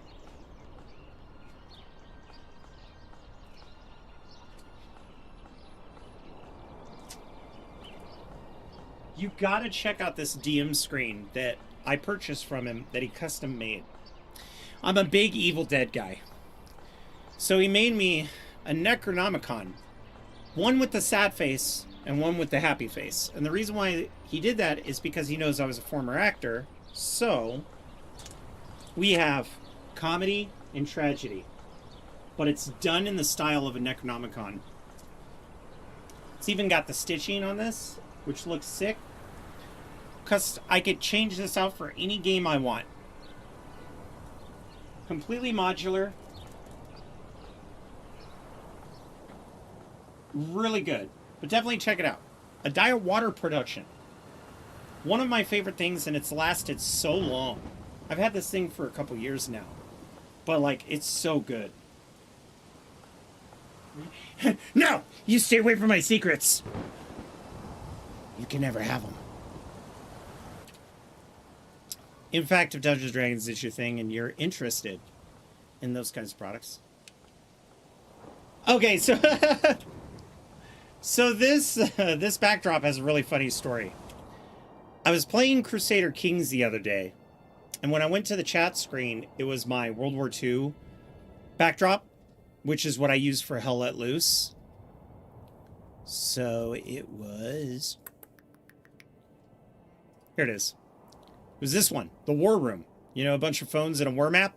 It didn't feel right for Crusader Kings.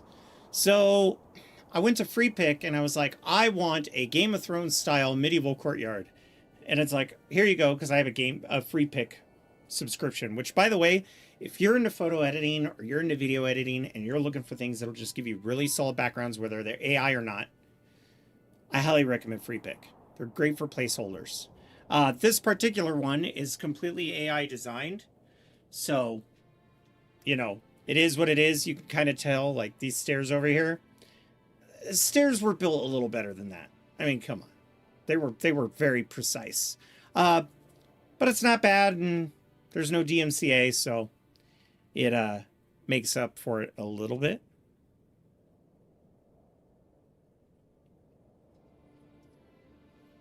Crow's the last D&D game I played. Yeah, we got to get you into a sillier game, because that one was just...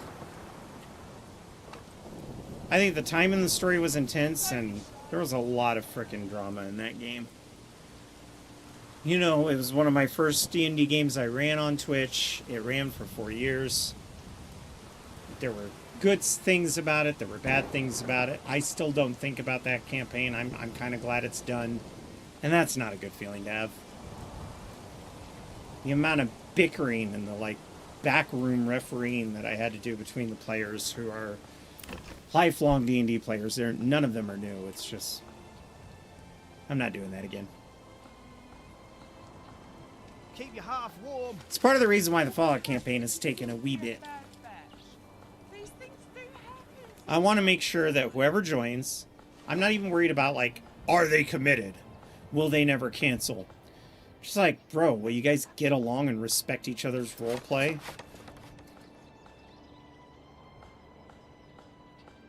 Crow was a very special character, and I liked him, but Crow belonged in a campaign that was very much like Vox Machina. You know, you could have the drama, but it was very silly. The fucking scrying shit that is canon in Vox Machina. That's where Crow belongs.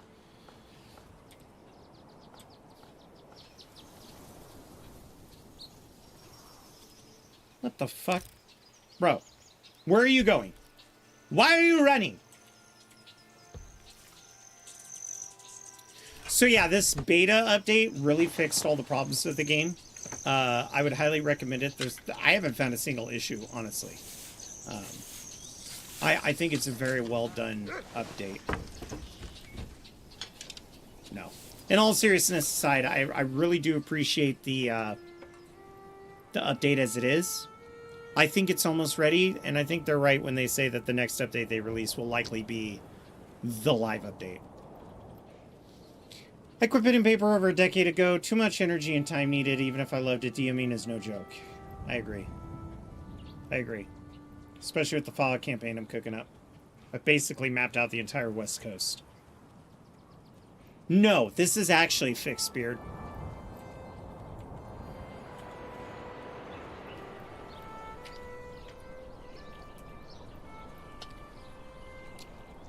Tell you what, though.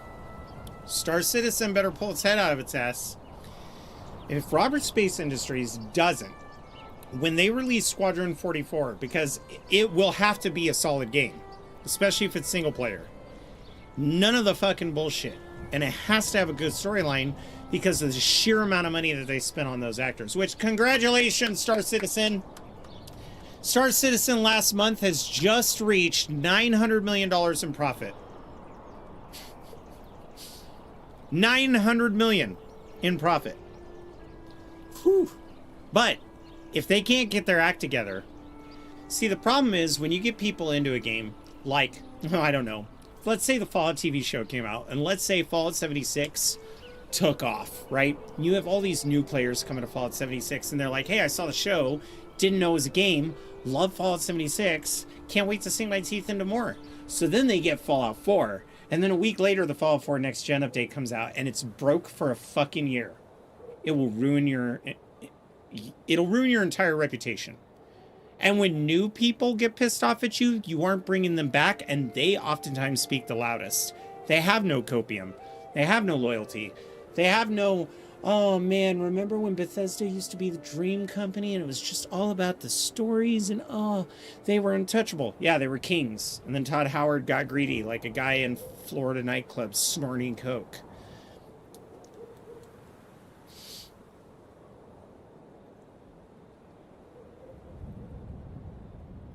I don't know, Stefanos. I will say this. There is a game in Star Citizen.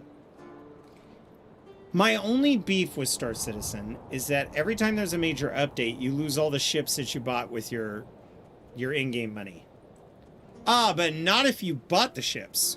Which tells me that there's no technological reason why they are stripping you of your ships. Performance aside, the PU servers aside being completely ass, the only servers I could join and have even a remotely good time is with Beard of Oz. But Beard of Oz and my schedules are so opposite that we rarely get to play together. And when I do get to play with him, he just shoves my head into alien urinals and he's like, yeah, what do you think about that? But CR will get a new yacht. Ugh. But I have a feeling that once Squadron 44 comes out, it's going to either be buggy like Star Citizen. People are going to roll their eyes and they're going to walk. Probably demand refunds, especially if... well, actually, they probably can't. It's all on their own launcher, and I don't think RSI is known for their refund policies. But there's going to be a stink. On the other hand, Squadron 44 could be really fucking good and not have a problem at all. Which will make all of us Star Citizen fans look at Star Citizen and go, because I've been playing Star Citizen since the very beginning. And I've been very patient. I played a hardcore back when Jude Lux and I would co-stream until about 2018. And then it got stale. And even now when I return to it, and I know so much has changed, and Beard is like Star Citizen expert extraordinaire. The only problem I have with it is, after all this time that I spent away from it and I came back, there really isn't enough new stuff for me to go, wow, what a completely different experience. Instead, it's, wow, this mission's cool. Oh, Jarl, don't go that way. Why? Oh, no, you stepped on the rock. What's the fucking rock? You stepped on the rock. I don't understand what you mean. You are now fused to that rock. You cannot move. There is no hope to get you. And all the gear that you have on you, you're about to lose because you're basically going to have to end your life. So we had this never-ending story moment where I was like, Beard, help! And Beard's like, I'm going to try to help you. And then Beard goes, oh, shit. Oh, no. I'm stuck too. So the two of us are doing this on a rock next to a fucking landing pad, and we can't get out. That was like, what, last year? That rock. It's been how long? 12 years? Yeah. The biggest problem, Stefanos, and I will give RSI a lot of shit for it, but at least they have an excuse, like servers. I mean, let's admit it, Fallout 4 has never been a functioning game. As somebody who mods it, it is the most terrible of the Fallouts to mod. It is so fucking bad. And that game's been out for about 12 years. And that's a single player game. No servers, nothing like that. But there's a reason why Fallout 4 has not been repackaged and sold to you 15 times in a row like they did Skyrim. Because it is a poorly designed mess. He can make any excuses he wants. Well, you know, I understand what people are saying, but Fallout 76 is like the best thing we have. Bro, if you really feel that way, Todd Howard, you're either stupid or you're more fucked than I thought you were. So at least Robert Space Industries has an excuse. They are like the amount of things that RSI has done on a technological scale, with procedural generation just in general, with the depth of their planets, the scope of the game, from a fundamental standpoint, there's a lot of technology that RSI had pioneered that the rest of the gaming industry is thriving on. But I refuse to acknowledge it as a game. I wish they would just call it what it is. Star Citizen is an experiment. That's what it should be called. The greatest gaming experiment. It is a fuzzy outlined idea that you can basically play in a sandbox, and then an adult comes after you every 6 months and goes, no! Actually, it's more like a year.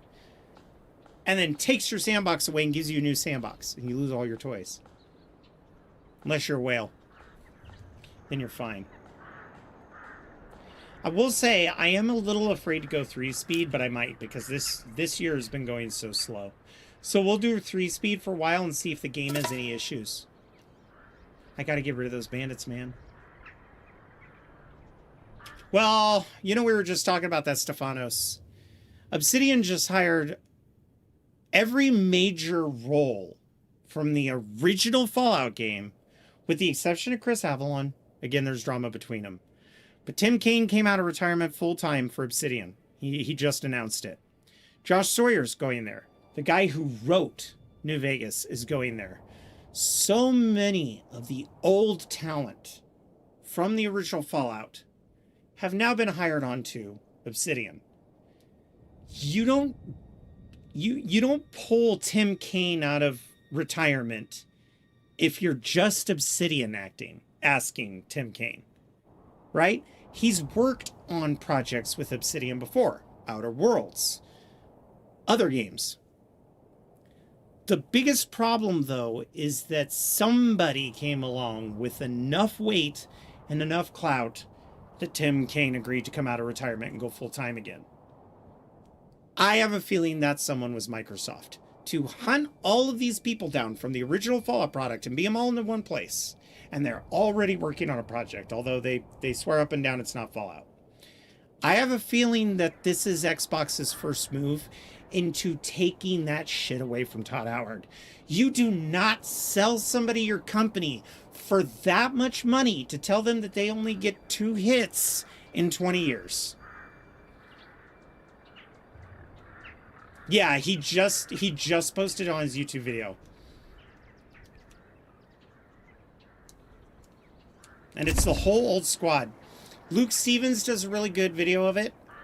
Maddie Plays does an incredible video covering it, but I will say Maddie Plays is a little bit of a copy. I mean, not recently. I would say that since the next gen update for Fallout 4, Maddie Plays has been less of a bootlicker when it comes to Bethesda. But I mean, Maddie Plays was also the person that used to say that Fallout 4 was a perfect RPG until he expanded his horizon. There is no way that Microsoft is going to let that happen with how they're floundering. Thank you. I think Microsoft is in a panic.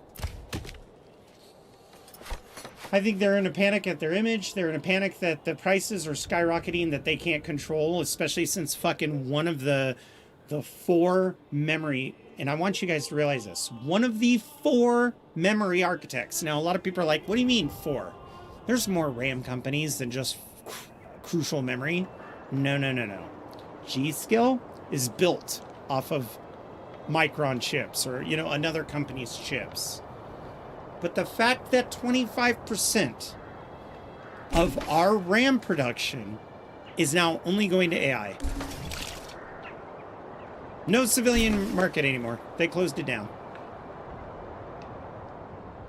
Hynix Micron. The other one I think is Chinese. I can't remember its name, but it's a very big worldwide purveyor. But Micron's done. They're not going to sell to consumers anymore. Only AI centers. Right? And I posted about that on the Discord. 64 gigabytes of DDR5 RAM.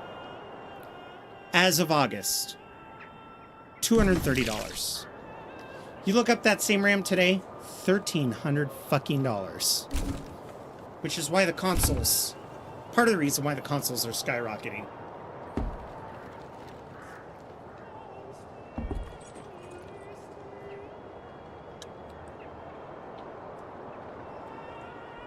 So we're starting to get settlers moving in at an accelerated rate, but what I really appreciate about the fact that it kind of took them a while to get here is that it is spring now. So now we're going to be able to expand our horizons. We're going to be able to put somebody on this. I need them there year-round. I know you could pause the building, but I need to get herbalism up and going. We don't have any saw planks, so let's build ourselves a nice little... And we are also going to need some more log storage. Ooh, no. You, demolish. Yes, bandits, I'm going to deal with you. I promise you that. Let's build like an offshoot road. A little industrialization of the rural countryside couldn't hurt anybody, right? There you go. Boom. Okay, oh, and we need to go back to our little lumberyard here and put one guy on it. I want to test and see if the mod update was, or the beta update was right. If they're not gonna fuck with any of the trees by these animals. Now, they said something about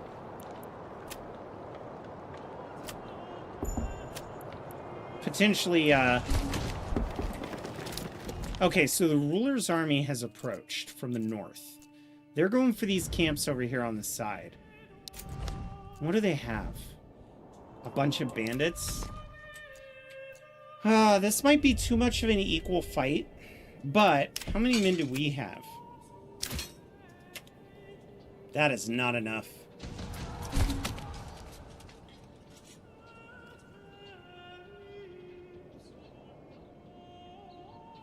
Yes, Stephanos, which brings up an interesting point. What if you didn't need the hardware?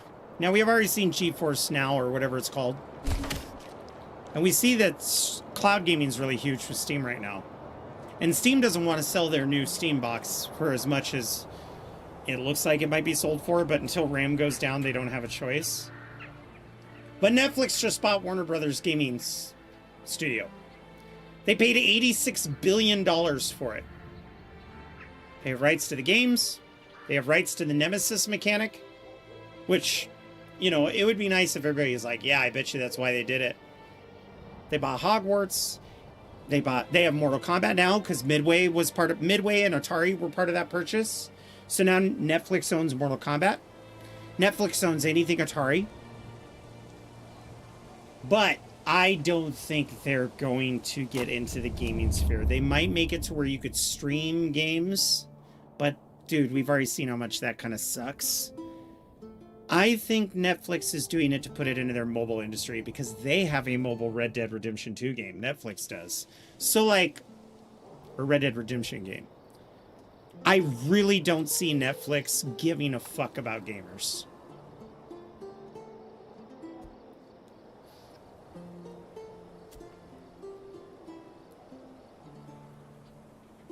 Yeah, it was $600 on Black Friday. Ridiculous. The fact that we have dwarfed in electronics in general, the fact that electronics have dwarfed their peak during COVID is sad. Whatever's going on right now politically throughout the world, the biggest, saddest thing is that millions of people dying to a disease it paled in comparison to the damage that those companies are doing. Okay, now it's time.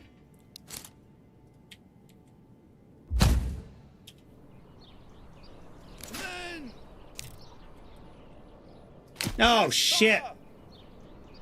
We got a kite. We got a kite. Pick up the pace.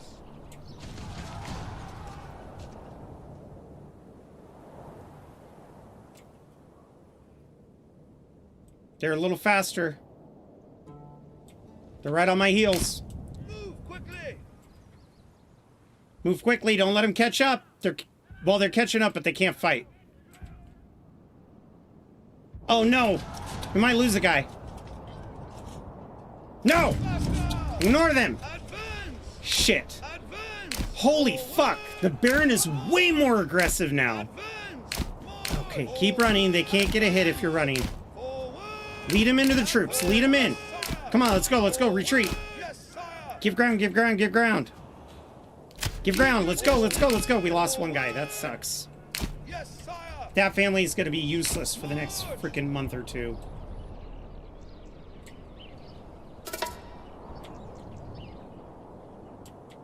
We gotta hurry.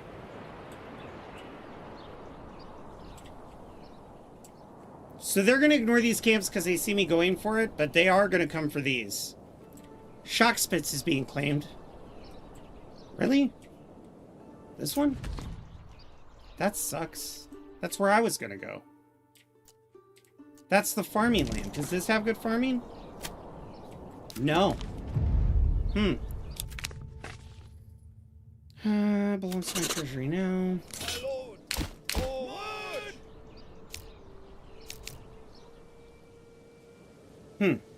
Well. I mean, there's fish, but it's not much.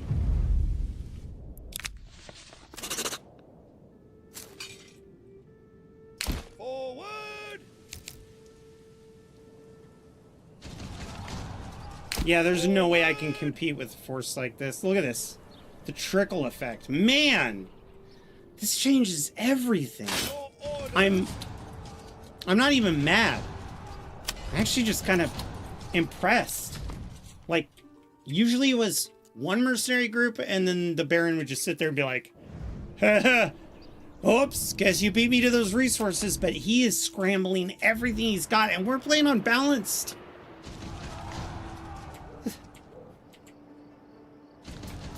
Fine. I'll make my own food. Let's get a family on the saw pit. We need one more family. No, we've got 2 families on logs. I think I'm going to build the stables first.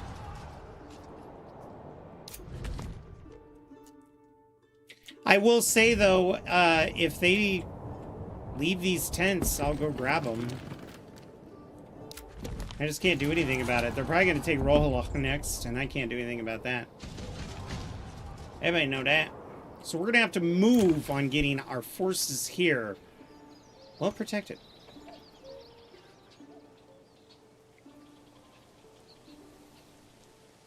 Yep. Wow. This is balanced, everybody. You know what?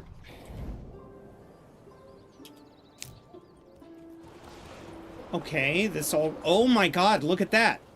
Actual plots and not little triangles. I saw them pay for an orchard once and it was like 3 trees. Okay. Is that a forestry hut? So they're replanting trees, look at that. They're replenishing their log supply. They've already got people working on a deep quarry. That's going to really help the stone industry. They've got a manor, and they'll actually build their manor out. That's why they keep it at a distance now.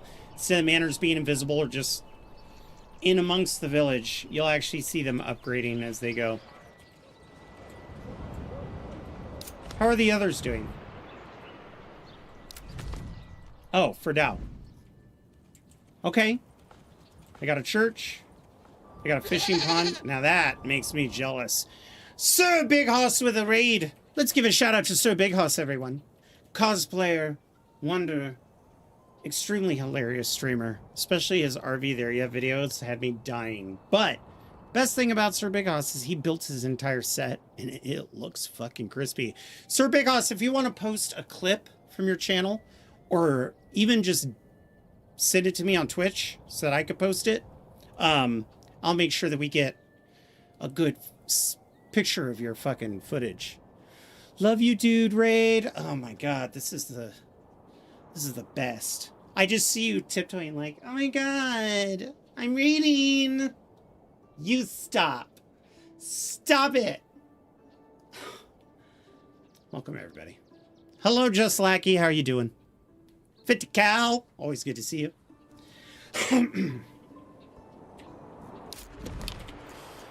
Hi, up. Meanwhile, in the town of Dad Gamers TV, love the name, welcome in. You're gonna fit in just fine here. I actually have a shirt I sometimes wear on stream that says it's not a dad bod, it's a father figure. Welcome in. That's exactly how you are. I know, right? You're always like, every time I show up, you're always like, guys, hang on, Jarl's here. Jarl.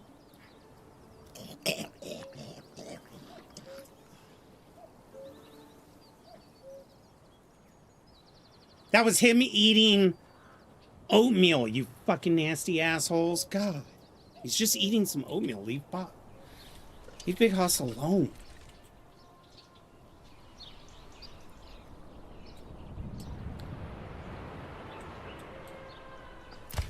I mean, these guys are already working. Brother, may I have some oats? I am the jar of oats, according to some people who misread my name. Of course you can. But I'm gonna warn you, this shit ain't Quaker.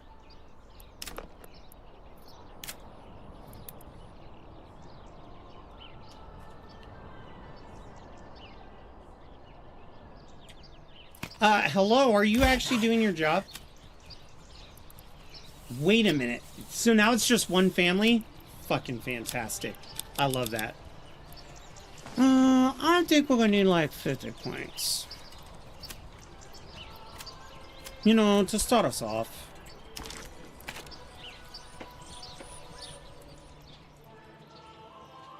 Now we could do some, you know what we should do? Let's give these folks their own animals.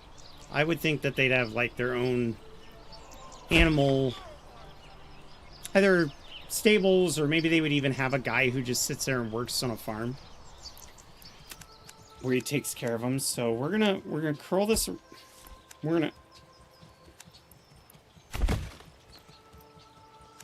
Oh, okay, cool. I guess I can't make circles anymore. I can just make that, whatever that fucking weird. Wow. Okay.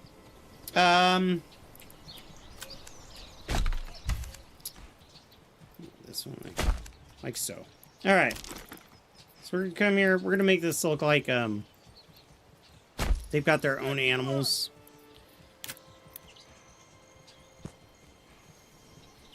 To be honest, wouldn't even hurt if these people had their own like little neighborhood, like a little borough. So let's curl this into the King's Road.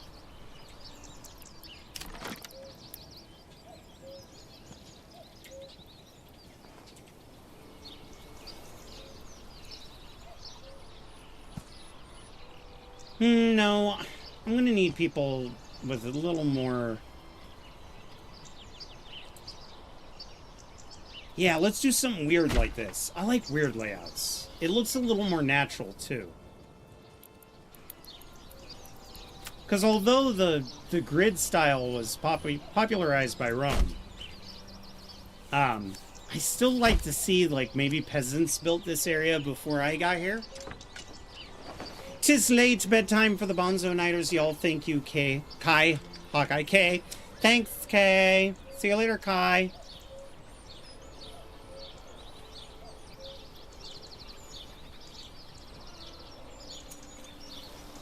But no, if you guys want a good time, go check out Timu Robert Baratheon, Sir Big Hoss. I think you'll enjoy it. Wonderful man.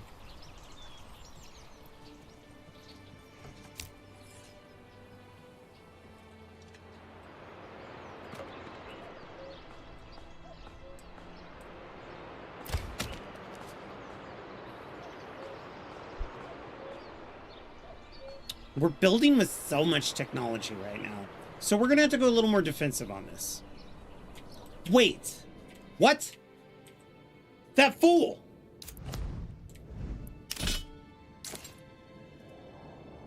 He just left the tents like an idiot.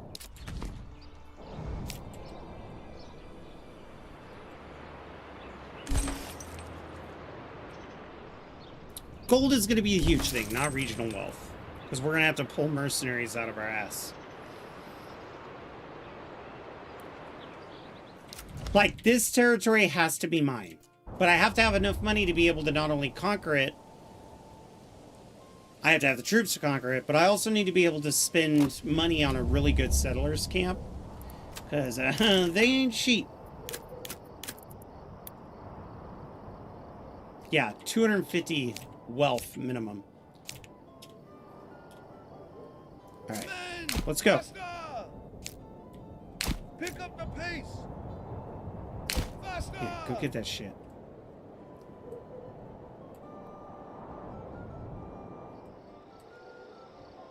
The pathing on bridges is better. Normally they'd get stuck halfway. Tell them to go in a diagonal and they'll just sit there walking into the fence like...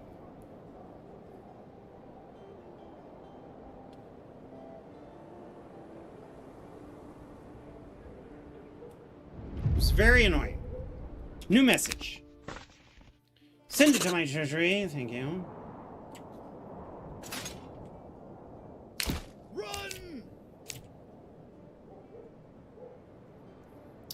Do I like this one or the other one? I was playing the other night better, the other one. Manor Lords is a city builder, right? You play Manor Lords for the same reason that you would play City Skylines. Farthest Frontier, right? You play it for the city building. So on a micro level, this game is one of my favorites. Reminds me of Banished. Whereas Crusader Kings 3 is not only multiplayer, a lot more advanced, grand strategy, so literally thousands upon thousands of hours could be pumped into it, and you would have a different experience every fucking time. Big Hoss, the fifth of his name, master of golden retrievers, the bungler of bungalators, the heaviest to carry. Yeah, that's true. I saw that Are We There Yet video. It was rough.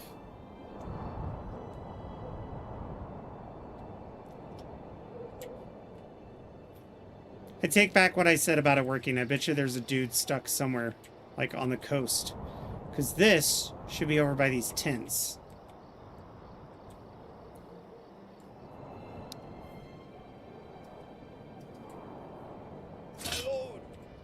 Okay, here they come.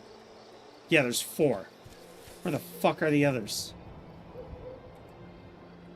Somebody in here. I hear him in the woods.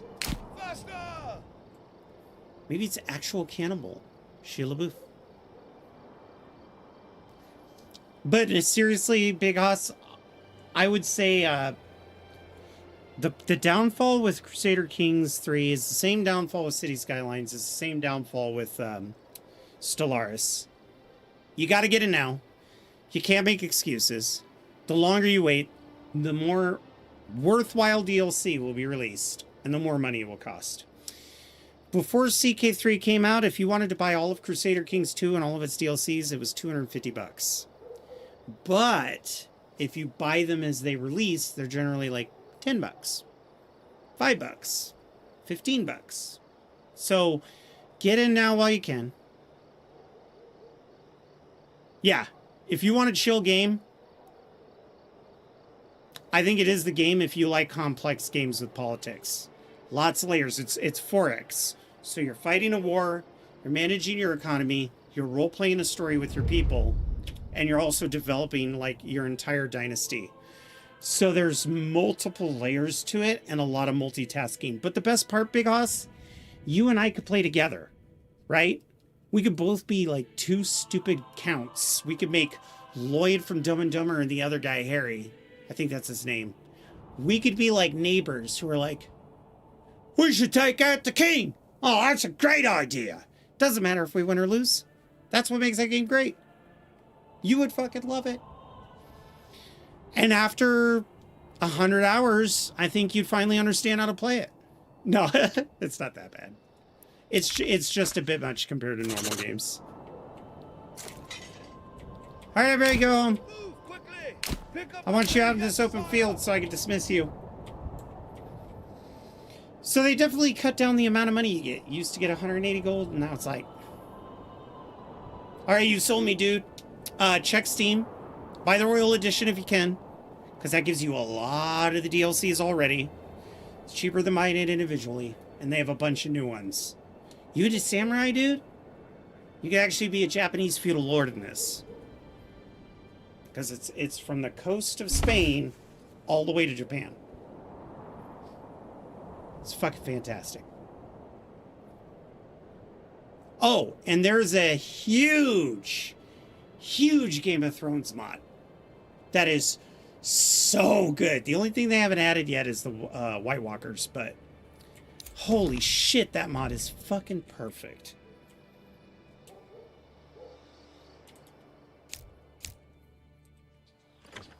Yeah, you better get home with that firewood.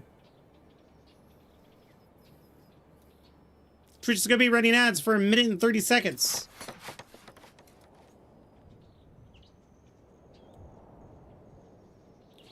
Don't worry, YouTube. I have not forgotten you. When you see us build the retinue, feel free to give a shout out if you want to be named after one of the lofty knights.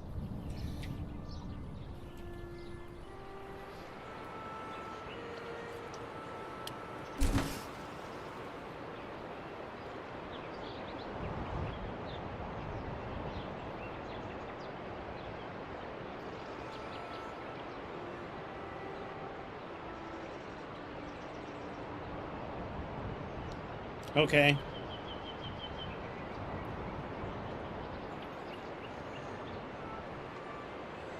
Love it when somebody sends me a text and it's a Facebook link. Bro, leave me out of Facebook links. God damn. You made me interrupt what I was doing so that I can see you sent me a link to a social media site I despise. Go on, go back to your things. Go do your stuff. Good boys. That's my boy. By the way, in February and March, I want to let you all know, as promised, we will be doing the 1-year anniversary Kingdom Come Deliverance 2 replay through with hardcore mode and some chat versus streamer elements to make it funny. But we're going to be playing all the new DLCs and stuff like that as well.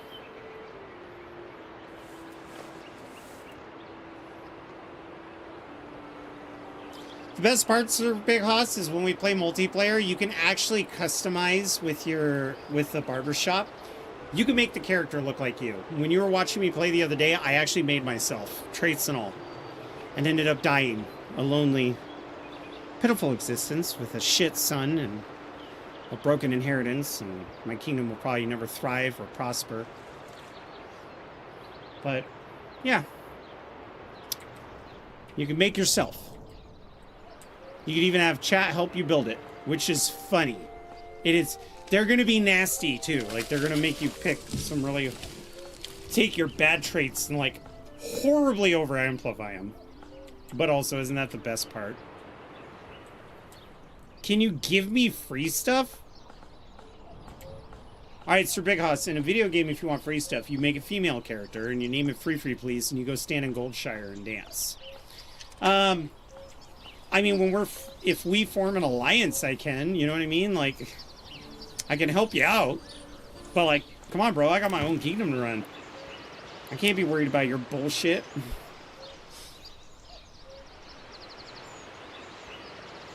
Oh my god, is my internet dropping? Holy shit, my internet might be dropping. Yeah, I'm sure it's fine. Keeps going into the yellow health. OBS is just trying to freak me out. What we could do is you could have a daughter and I could have a son. And then they can get married, or vice versa. And then we could be brothers! Or we could be completely unrelated, still be in alliance and trade with each other, but actually scheme to kill one another. Okay, I'm in. No, seriously, I would teach you how to play the game. We'd go step by step. We'd probably do an Ireland start. That's called Noob Island. So, we would do an Ireland start because it's just easier to grasp that way. And I wouldn't start you in the Viking era because it's a little more difficult. But, yeah, we'd start as lowly counts working for the same king. You and I could plot to kill him and steal his power. Put you on the throne. In the rain or snow, there's still Call the country Hostopia.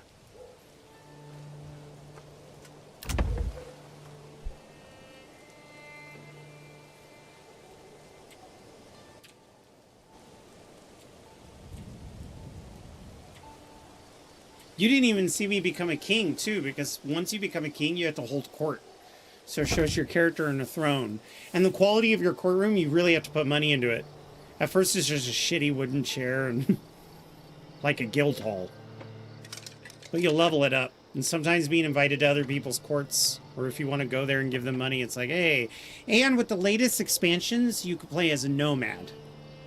So you can just camp wherever you want, and it has a totally different game style. But what I like about that is the Game of Thrones mod is going to use that for their Dothraki, which is pretty dope. I can make you a crown dude. If you made an intelligent character, I could hire you as my antiquarian, and you could make me a crown. And it would be really funny if you were really stupid, because the crown would be bad. You'd make me like a really shittily carved wooden crown. Oh, you meant hire elf?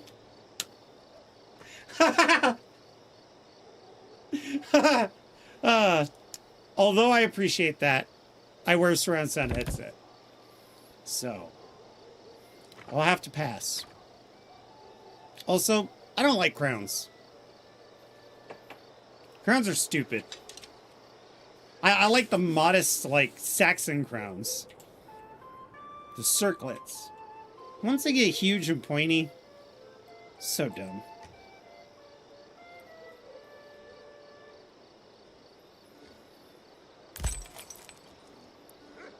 Alright, it's time. 1, 2. We need to get our oxen population up. It's the only way this little town is going to thrive. We still have 6 free homes.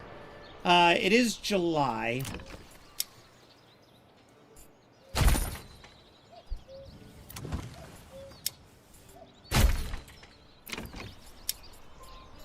Ah, shit. Now I'm out of planks. Okay, we're back to waiting for planks. I build helmets around my headset? Bro, that's kind of crazy. Not gonna lie.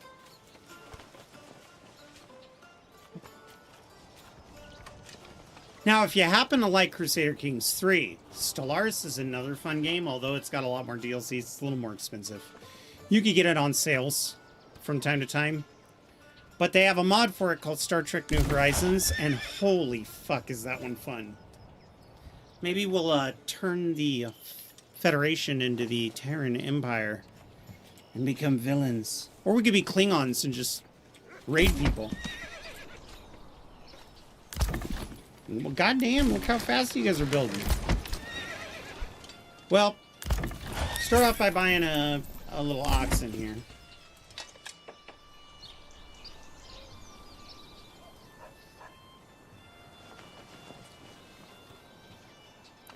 Okay, I can already see there's some desired pathways wanted. Little shortcuts, so we're gonna do that. Is there a spot for a well here? Not really. It's just that if we're gonna have homes this close, I want a well to be closer. So let's put it right there. That way, if their homes light on fire, they don't have to run that far.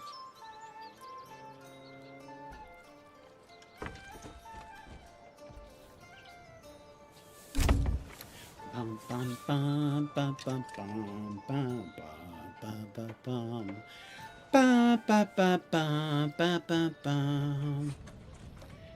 Do do do do do do do do do do do. It's almost time.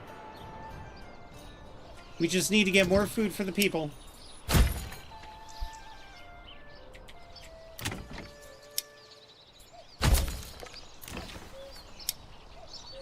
And now we need more planks. So we're going to have 3 orchards. I'm actually going to do 4 orchards. I think I want 1 pear, 1 quinces, and 2 apples.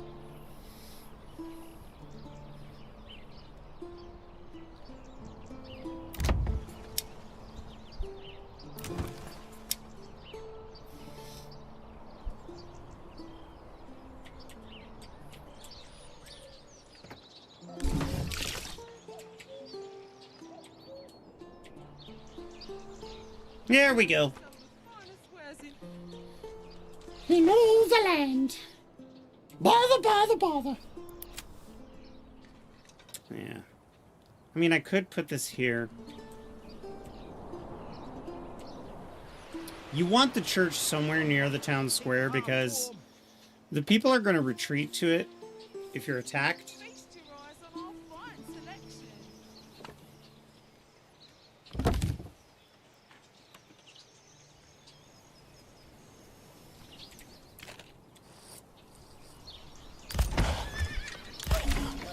You know what?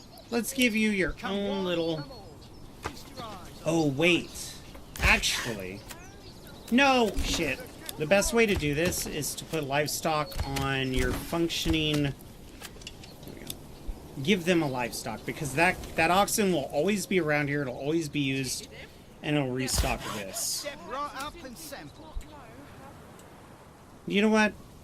I'd like you to, at all times... leave me a supply of 10 timber. Actually 15, I'm feeling spicy.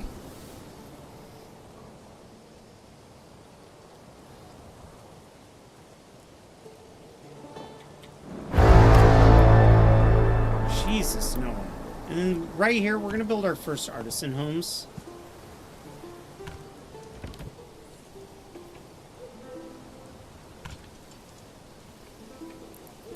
Hang on. Let's do this.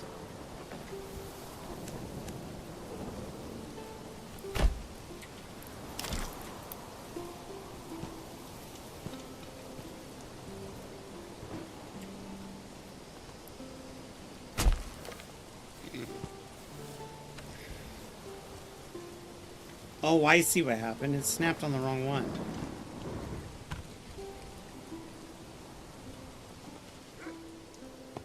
You know what? How about this?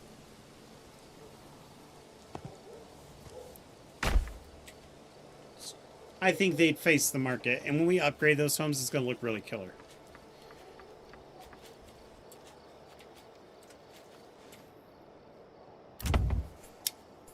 Orchard. Is this also an orchard? Orchard. Orchard. Got it. And vegetable. No!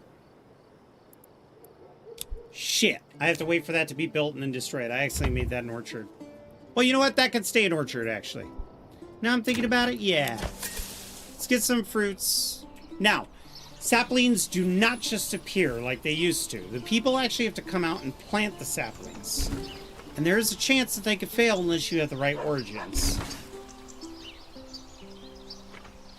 No, it was my plan all along. How dare you?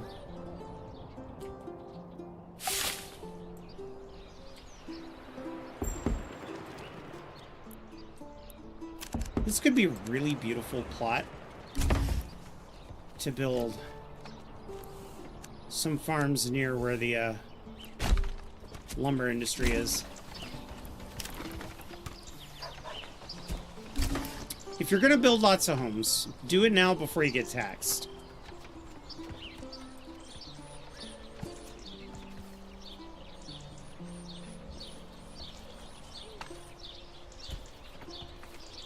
Ugh.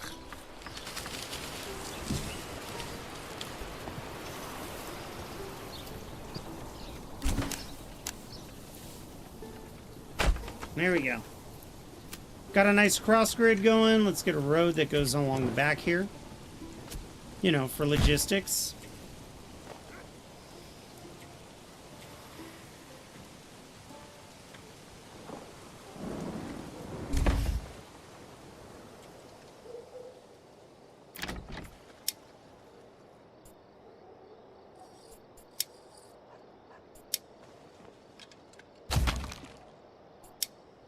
There we go. Now it's working. Bingo. Bingo, bango, bongo. I've been living in the jungle. No, no, no, no, no. So, this is very helpful. Have a well.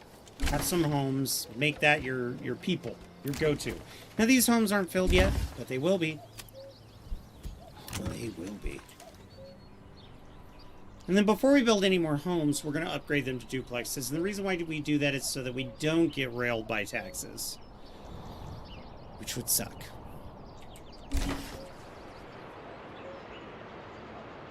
Teeming mushrooms. That could be useful.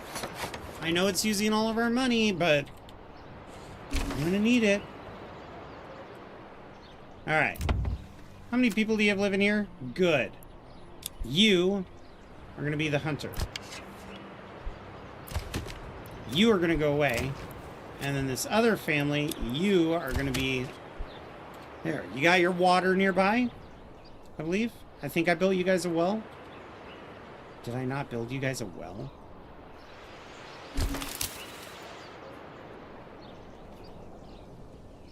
I didn't.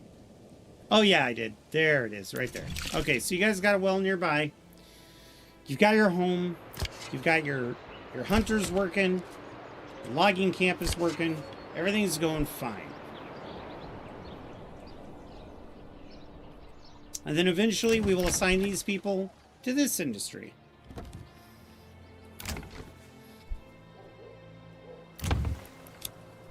Let's make this one a duplex first.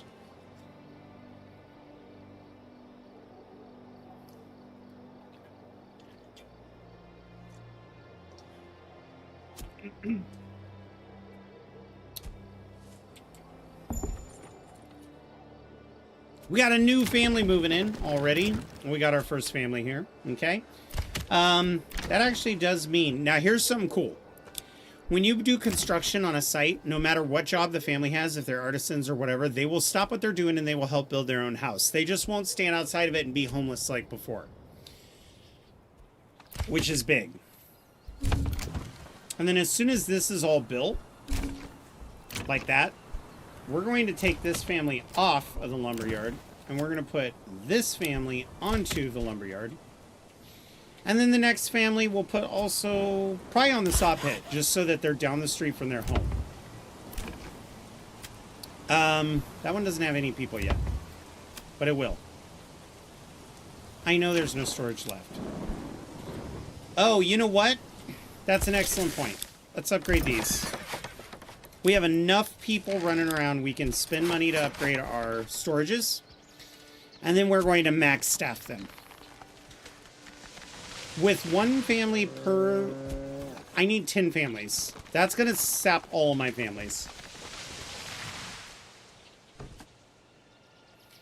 I just have to make sure that none of these guys get recruited for it. I want the people from this area to get recruited to it. Almost. You're almost there. You're so close to being done.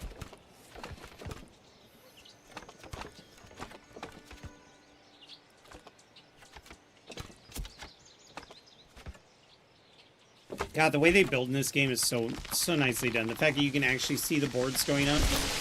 No one with a watch streak. God damn. Here we go.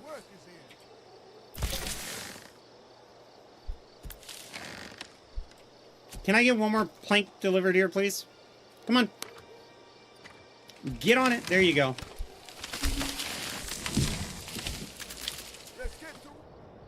Which means that the next family that moved in is in this house, right? Ah, you're a warehouse worker? I don't think so, sir. Invalid. Oh, that's right. I gotta let this guy go. Take this warehouse worker. Put him here. There we go. Come back over here. Grab this. Put this guy on there. There. Now we've got all these market stalls filling out. People are going to start getting a lot happier.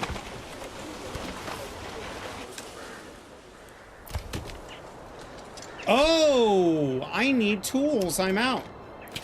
Oh, no, I have tools. They just got to get the supply over. Okay. Feel free.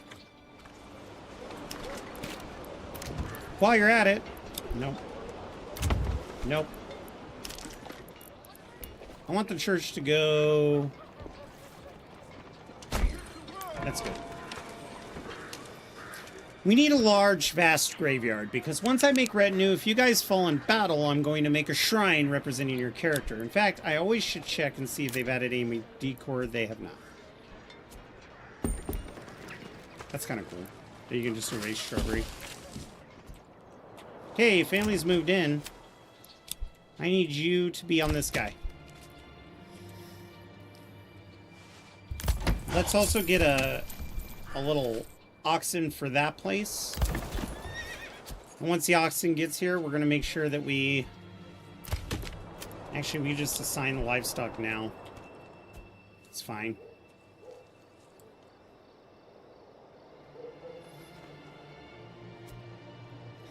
With 2 dedicated oxen grabbing all the logs. Now we've got 2 people on the logging camp. That's all I'm going to do. The rest of these logging camps are just overflow storage.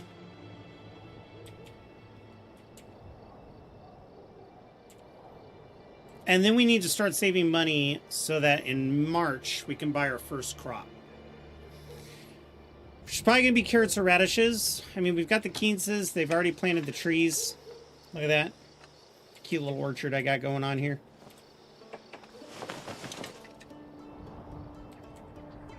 And how much is it going to cost? Because they're so large, it's going to be a lot of money. Carrots, cabbages, beetroots. So the first thing we're going to buy is beetroots.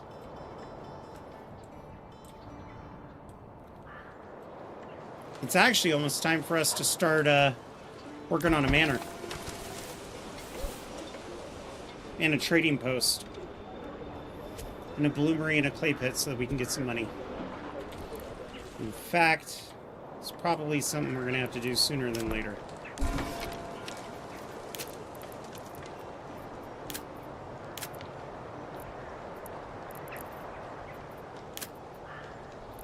Ah, here we go.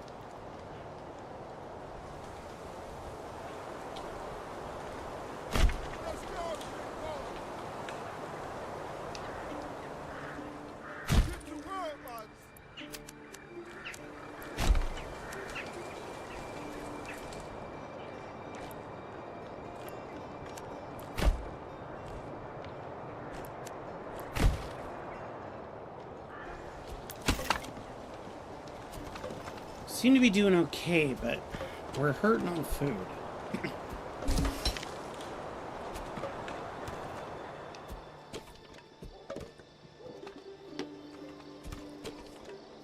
Woo!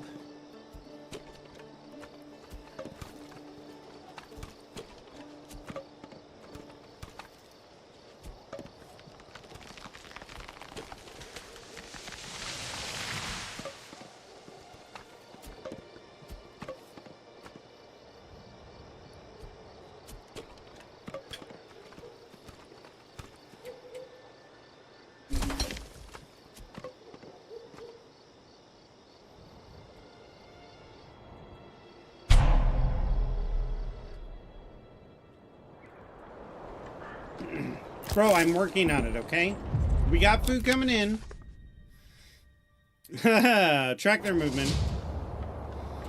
In 1 year, the raiders will be upon somebody in the map.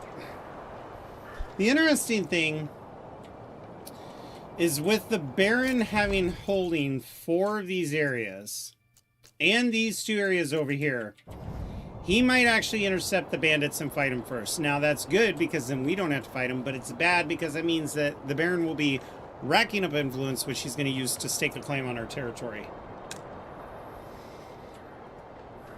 I know, I'm working on it, guys. I'm trying to get your food up. Alright, I'm trying. I should have invested in smaller farms. But we'll get food. Even if we have to harvest even more mushrooms. But in March, we'll start seeing the food come back. The population of the animals have come back, so that's good. How are you doing, by the way? Do you need somebody to come by and pick up your shit? No, they are picking it up. Good. The market's a-bustling. We got a church built. That'll start filling some spots. Which I definitely need the money before I can do anything else.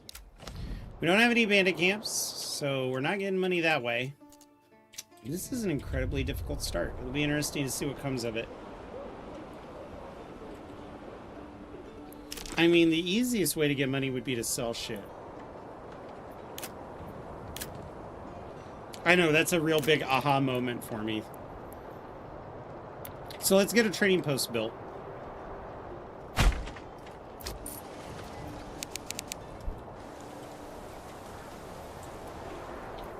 We're right on a trade route. Oh, wait, actually, no. I learned something. There's a more efficient way to do this. Okay, let's build the trading post in the town square. Right outside the market. We can also build the livestock trading post right in the same area.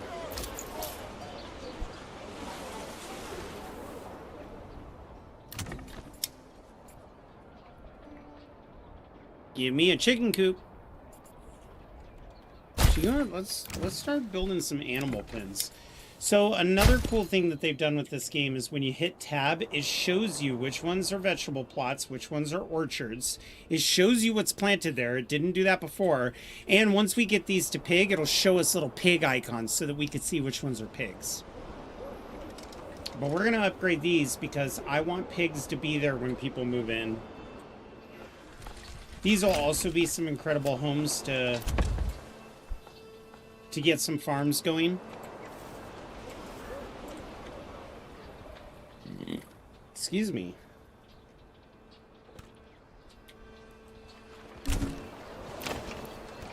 Piggies! Goats give milk now. They have a passive generation of milk, meat, and hides. So we're gonna go with goats. I wanna play around with milk and see how that affects my people. That is an animal byproduct, which is kind of big.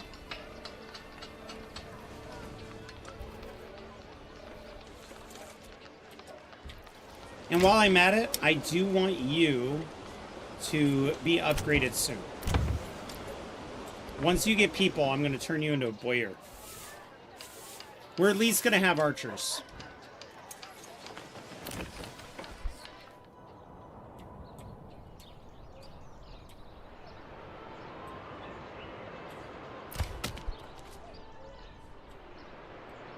Bows also sell for an incredible amount of money, but I am going to need the money to make that a major trade route.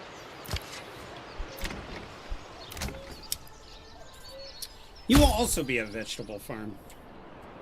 Everybody can make their, you know, can contribute. It's time for this town to wake up, grab a brush, put a little makeup, hide the scars, fade away the shakeup, and give me some fucking food. Do I have people here? Not yet. Oh wait, I could just do this.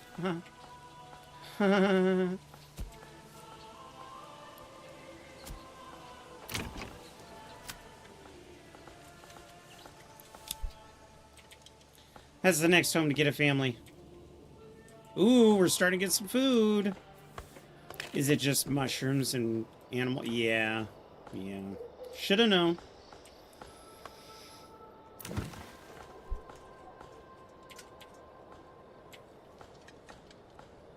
But now we're starting to get a bunch of mushrooms in. 'Tis the season. So the food will be coming in. People will be happier. They'll move here quicker. How are we doing on firewood? I'd rather get ahead of the game. Let's get somebody on that firewood pit. Or the firewood camp.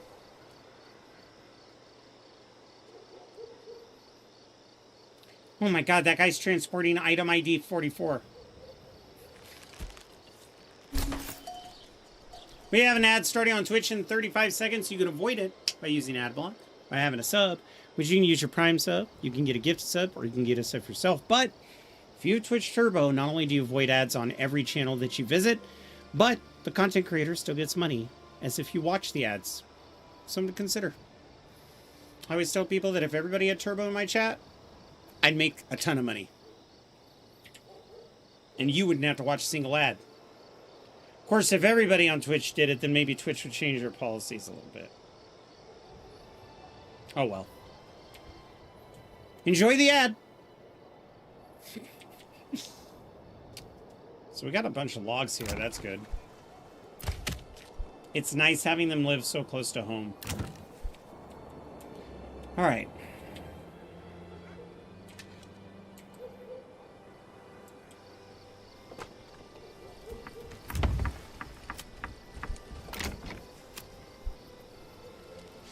There's really no point in investing in the goats now, but I have a feeling that if I don't, I'm going to forget.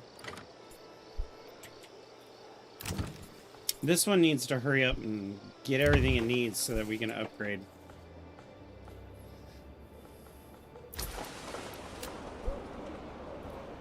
Okay. What can we trade in? We definitely need tools, but not at the moment. We could sell planks. I think that would be kind of a waste of money, though.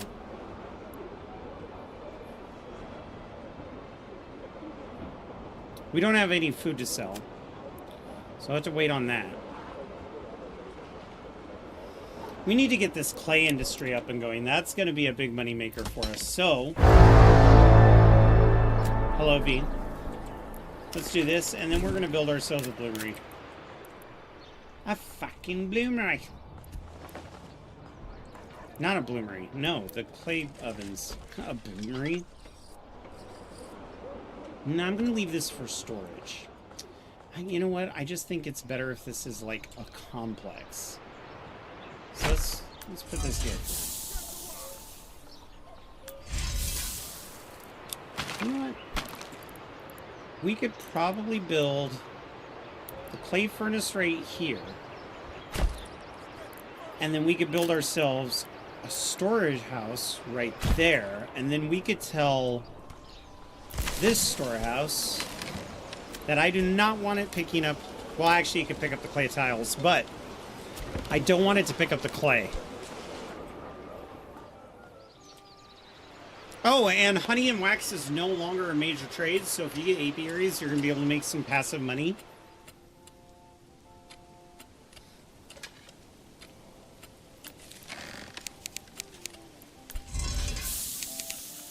Let's make that very high. Run, my people. Oops. Run, so I pause it. Run! Pause. Got him.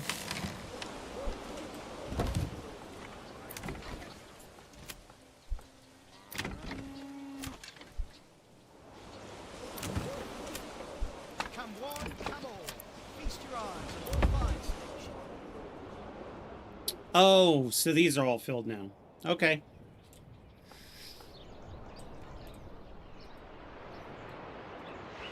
Barely hanging in there, chat. Barely hanging in there.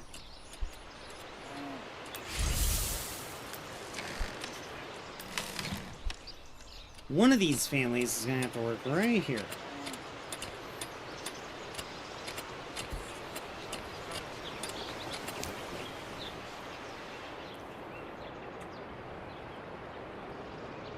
You know what? Actually, with the 20, I think I'm going to buy another oxen. We're investing at this point.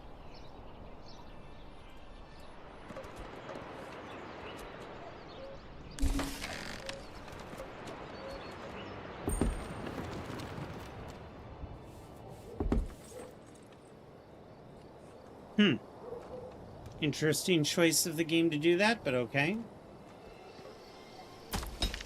Let's get a third person over here. People, get to work.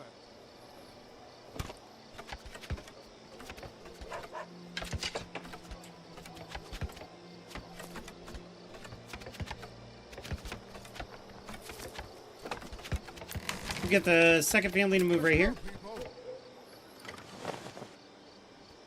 And then the next time we get a family moving in, they're going to go to the bloomery.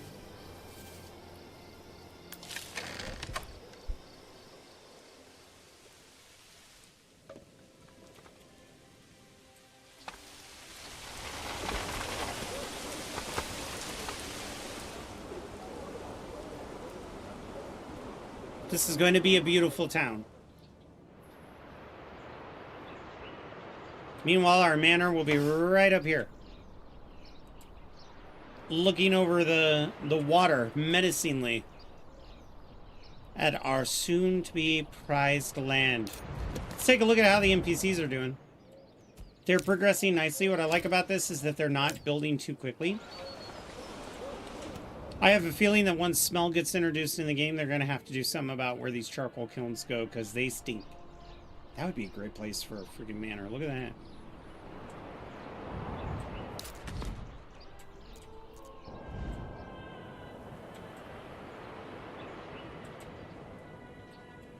Okay, I can already see that whatever they did with the lumber yards is working. As you can see, they've completely avoided that spot. And even on my own end, it looks like they're trying to stay away from this. We'll have to see if it works. I'm hoping that I can avoid having to designate an area, because that is so annoying.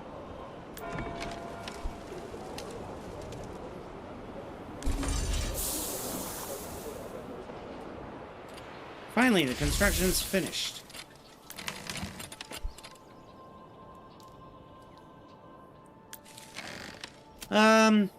Let's have you take everything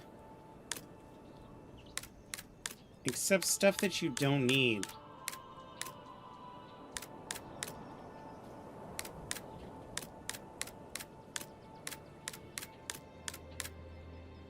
Yeah. Actually, you know what? Keep the planks. I think deep mines actually need those for maintenance. Oh, firewood. Yeah, you're gonna need the firewood. We've got a raid. It's Eerie Corpse with the raid, everybody. Welcome, Eerie. How are you? How was... Okay. Skabma Snowfall. That sounds Swedish as fuck. Welcome. Hopefully you're having a great time. The Corpse Cult is here to worship me. Game Freak. You shouldn't have. We do have a new family, so let's get him into this home. Bloomery. Clay furnace. Bleh. And then once we develop enough money, we want to sell roof tiles. We have enough money.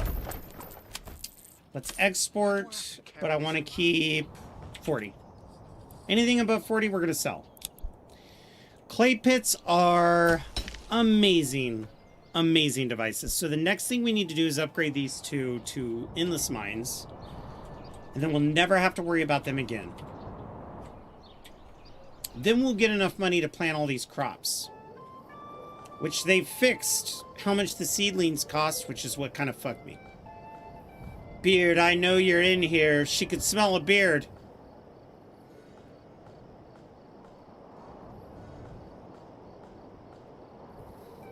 Eerie, can you see Beard is hanging out with the better streamer? No, I'm just kidding. Eerie, I've decided once the economy gets better and I have free spending money, we should pick a gaming cosplay convention so that you could be my adult. So when I start to lose my shit because of the bad hygiene, you could just coax me away from the situation. But I'd love to cosplay at least once at a con.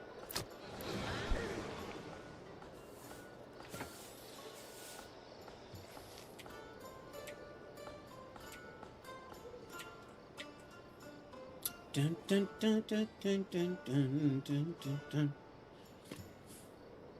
Dun, dun, dun, dun, dun, dun, dun, dun, dun, dun.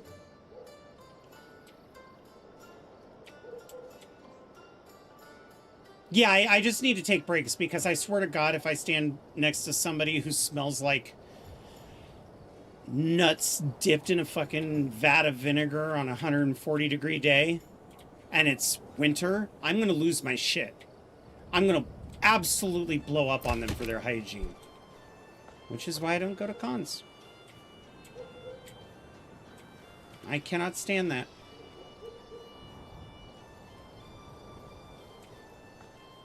And some people might say, well, that's not fair. True. It isn't.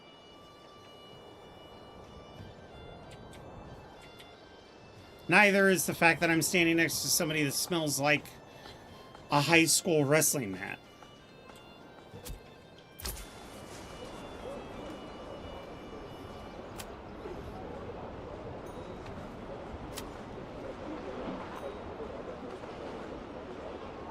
I could get some fish, but that would break me. I gotta be able to sell the clay first.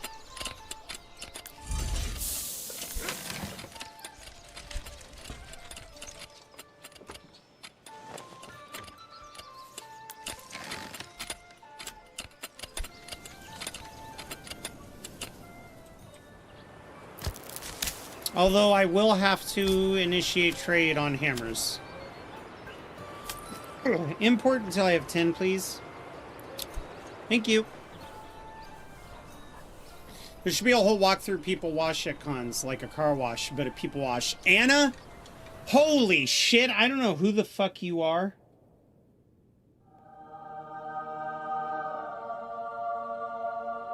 That's fucking genius. You could just... Anna, thank you for the follow. You could just have an inflatable outside. With, like, soap foam and shit like that. And make it a fun thing. You might be onto something. But I don't know how... If you think of, like, an entire thing of rancid tuna, how much, like, deodorant do we apply to the top of it until it stops smelling like rancid tuna?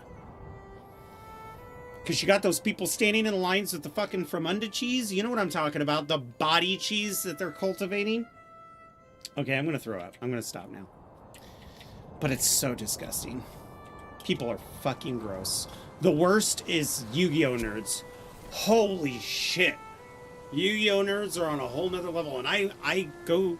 Well, I don't go anymore because I can't afford to keep up. But I used to go to the competitions because I unironically love Yu-Gi-Oh! It is a fucking amazing card game. But Jesus Christ, those people, man. They smell like fetid corpses.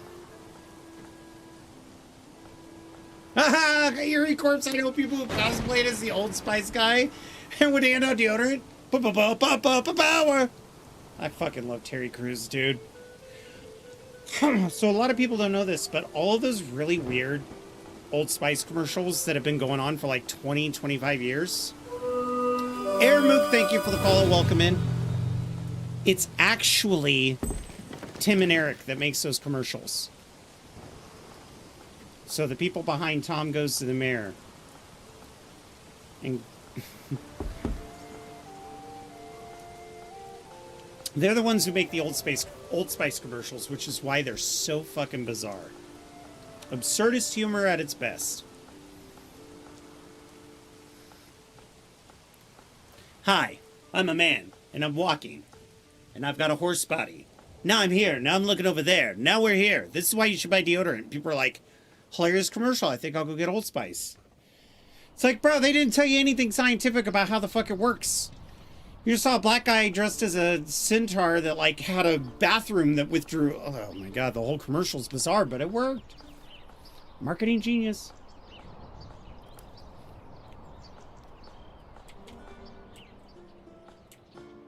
You know what we could do?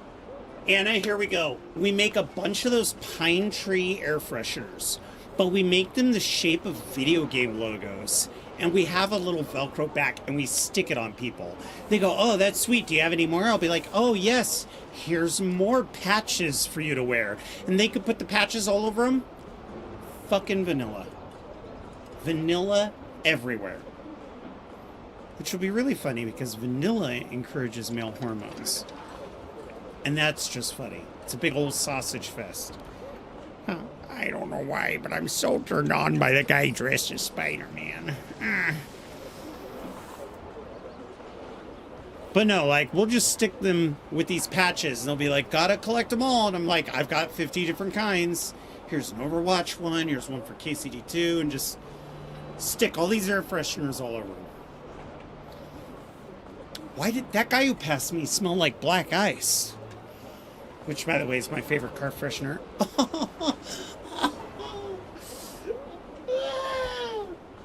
I just hit my elbow so fucking bad, dude. Oh, I'm fine.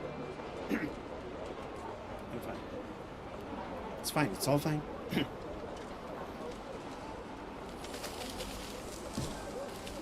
Oh my God, the miladies. The white knights. Holy fucking shit. I'm all for standing up for a woman. If she fucking needs it. Let's not admit, like, let's not think for 1 second that women are all delicate flowers that can't defend themselves. You should 100% be there if somebody tries to do what they did to Emaru at TwitchCon. 100%. If you walked up and you pushed that guy away and said, get the fuck away, dude, that's different. But, like, the whole, like, wow, you look really hot in that costume. I don't think you should talk to women that way. Ugh. Bro, you incel freaking white knight little piece of shit. Nobody finds you attractive. Good night, Erie. Or my favorite one. The only thing I hate about wearing makeup is how long it takes. Like, and I do that every day. You know, you shouldn't wear makeup. You're a beautiful woman and you don't need makeup. That's just the corporate shilling you out. Blah, blah. Oh, God, I've heard that so many times at cons. It's like, dude, you don't need a fucking mustache. What? Why do you have a mustache and a beard? You don't need it. You have a mustache and a beard because you want to look that way. Maybe women want to wear makeup. It's not all about burn the bra movements. Like, maybe women want to wear makeup because they like the way it makes them feel and look. Not because they feel like they need it. Jesus, it's so freaking bad. Maybe I've had bad experiences. I know not every con is, well, actually, no, every con is like that, but I know some cons you just don't run into it a whole lot. I live up near Seattle, so I've been there at PAX since the beginning. I've gone to the D&D cons that were up here, which then just became PAX, big PAX, Emerald City Comic Con. I've seen it all. Oh, the furry con that was up here. I went with a friend to check that out. Oh my god, furry costumes are the worst. And I don't necessarily blame the people inside. You spent $15,000 on this outfit. How the fuck do you wash it? Or you know what I mean? Like, how do you wash a fursuit? You don't. So after a while,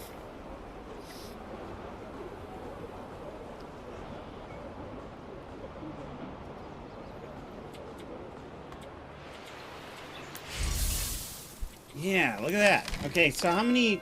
We're almost there. You know what? Given the fact of how bad we need the money, I'm actually going to tell the limit to be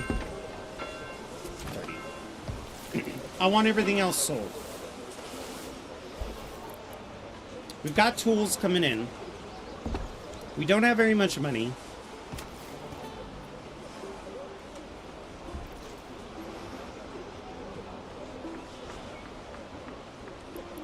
Wow. Meat is so friggin' expensive. Do you have a person yet? No. Do you? What am I doing? I have a tool for that. Okay, they're about to get people, though.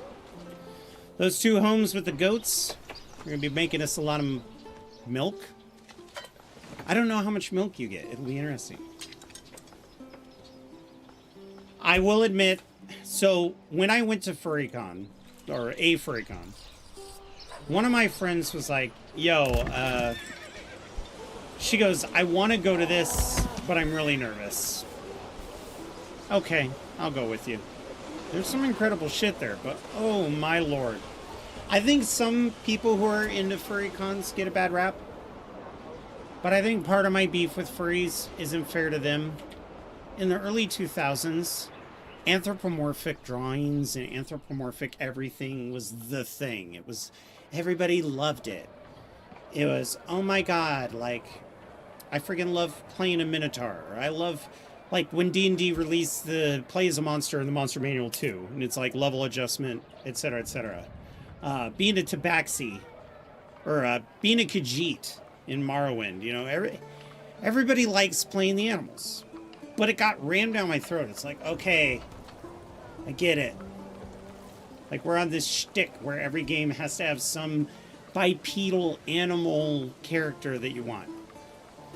But I think furries is different from having a fascination with anthropomorphic art. Like, some people like goat demon people. Like tieflings. I wouldn't call them furries. Just because you like a Khajiit and you think they're cool, you think an Argonian's cool, or you want to like role play that you're a Khajiit, I don't think that makes you a furry. To me, what makes you a furry is when you create a fursona, and you either do it for VTubing or you do it for cosplaying, but you go to the trouble of making a fursona, and it's got like this incredible in-depth backstory. I don't think anybody who dresses in a stormtrooper outfit is like, well, my character was born on Tatooine. Like, you know what I mean? There's a level that furries take it that I just have a hard time connecting with. What's your character's name? When I'm dressed in a Fallout outfit, I'm like, I don't know, Vault Dweller? You said furry and I'm here? Talking about how I went to FurryCon once and it was weird. People were nice, though.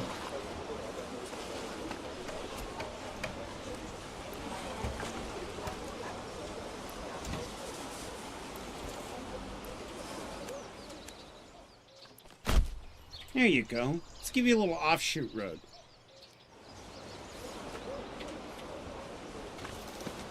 Yeah, but if you spend $15,000 on an outfit, I guarantee you're going to put a little backstory into that name. Because you're going to have to think, what are they wearing? What do they look like? What's their colors? A lot of times furries find people who are also in tune with it. How do we know each other? It's just like...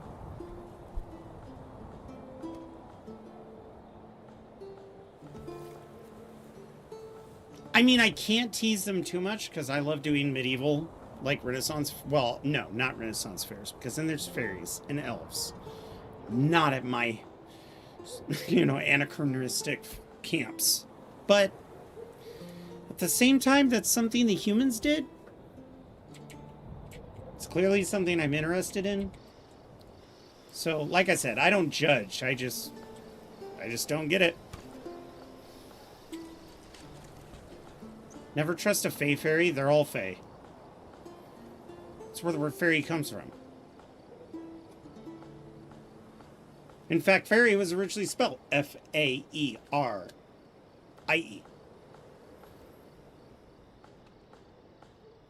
I don't. I'm the one clapping my hands when I watch Labyrinth and see him getting killed by pesticide. I'm just like, woohoo! More!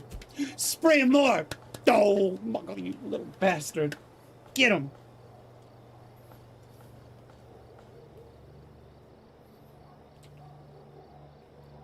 But yeah, like, if one of my friends were like, I'm a furry and I have a fursuit, I'd be like, dope.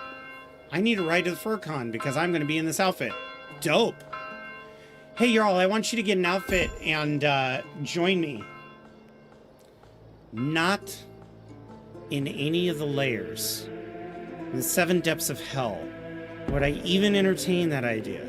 This is your hobby. I respect you for it. I love you for it. But I don't want to be part of it. No, thank you. This is too weird. It's the same reason why I don't dress up as, Starfleet when I go somewhere. No, I draw the line. This food situation really fucked me with how much the seeds have increased in price. But we are going to start getting meat and milk.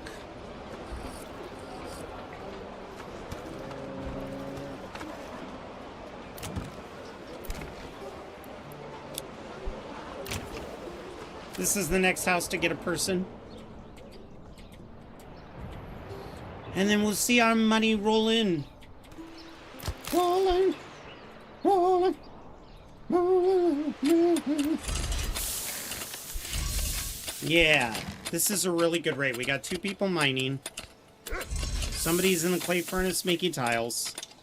This place is the only place grabbing the clay. And I actually have them both getting tiles. I am going to need to upgrade this place, though, so... Change of plans, guys. Upgrade that storage facility, because yikes, is it going to get bad.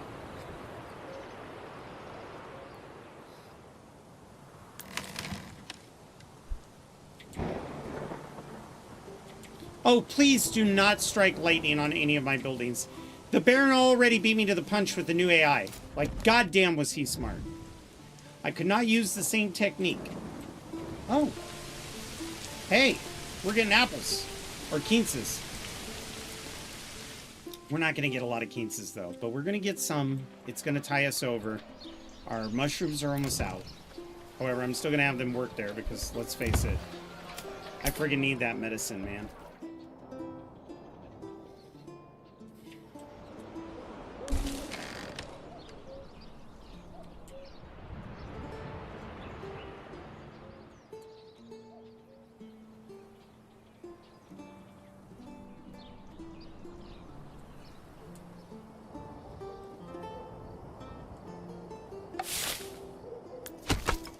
I wonder, maybe I should actually also, just for logistics and clearing out some of these trees, let's pop a woodcutter's camp right here. Only need 1 log. Let's get on it. And I'm going to go ahead and take you off of that.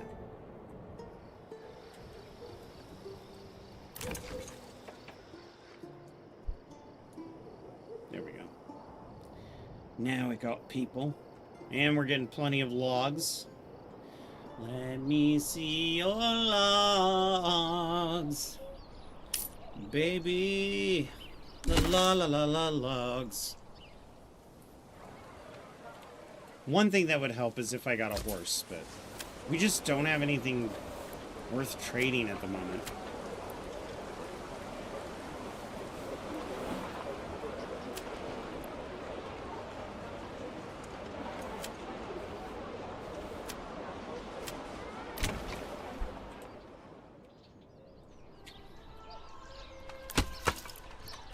Bingo. Got him. Okay, we're starting to get money from that. The next thing we need to focus on are crops. I need 74. That's going to be, well, actually, how about this field down here? If you were to be radishes, I would need 62.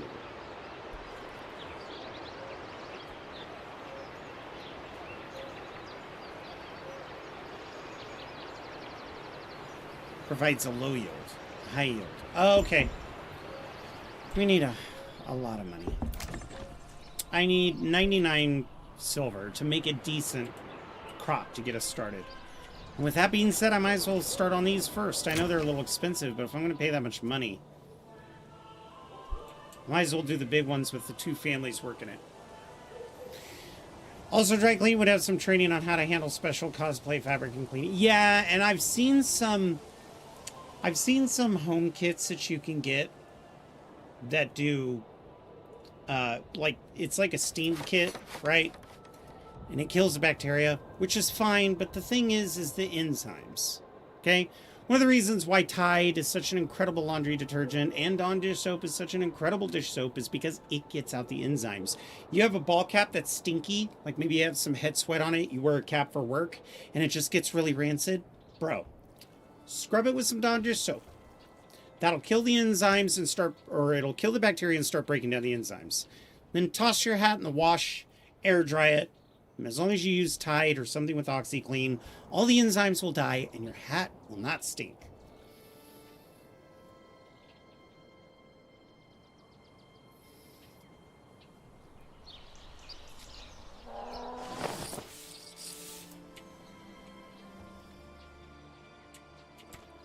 I mean, I know how bad this was when I was in the 501st. Oopsie. I just knocked everything over. This thing. Holy shit, the head sweat in this thing is so bad. But luckily, it's like, I could just use soap.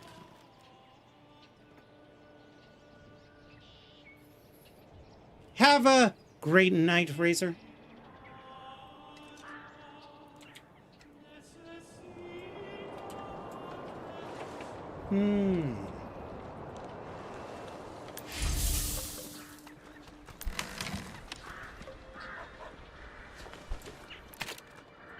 Hey, we're starting to get that cash.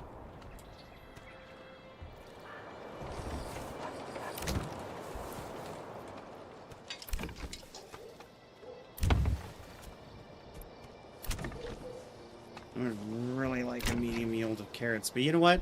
Let's start small. Next spring, they'll start planting these crops, and then we'll be good to go.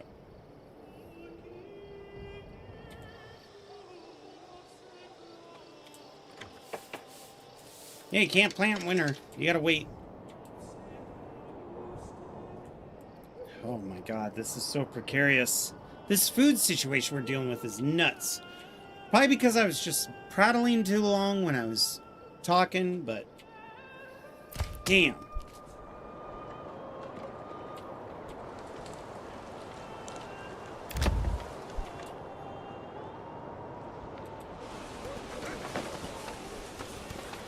I mean, I'm liking the look of this place already. The fact that the merchants are actually using their stalls is nice. No traffic jams as of yet, which is why I haven't been building double wide roads. I want to test how their update did. We now have no free homes, which means we're going to be generating a lot more taxation. So, these are also going to be vegetable fields.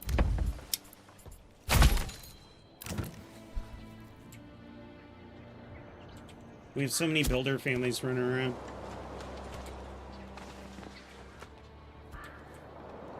I know it's going to be rough. It's going to be rough, guys. I get it. But once spring hits, we're going to have mushrooms. And these radishes, they don't take long to grow. Beetroots, whatever. We're starting to generate a decent amount of money. 50% happiness because people are pissed. There's not enough food to go around. I get it. Really do.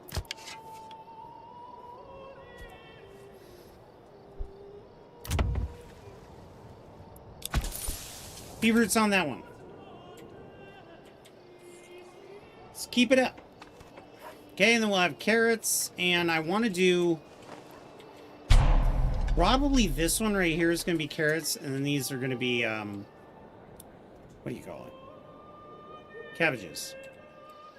So, to trick the game into giving us food, we're going to get these beetroots in, and I want a minimum of 20.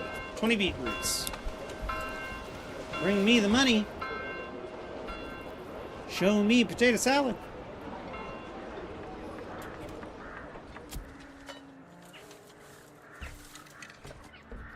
I mean, honestly, 11 silver per beetroot is pretty wild. But they've probably flooded the fucking market with other foods, but not beetroots.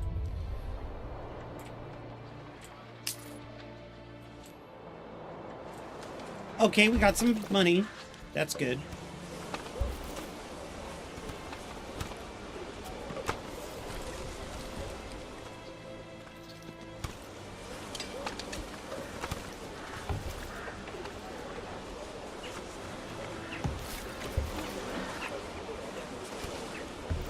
I know people need food. I'm aware. Let's get a horse.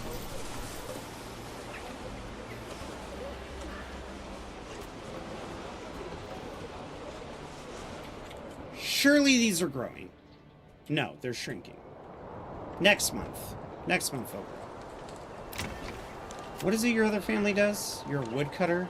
Oh, I don't think so. I think you are also going to work as hunters. I know I had originally thought that we were going to have woodcutters here, but we're fine.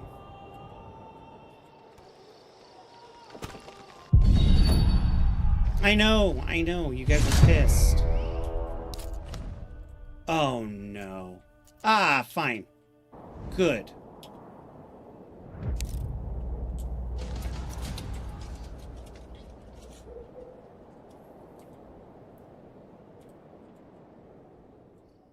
What are you burning?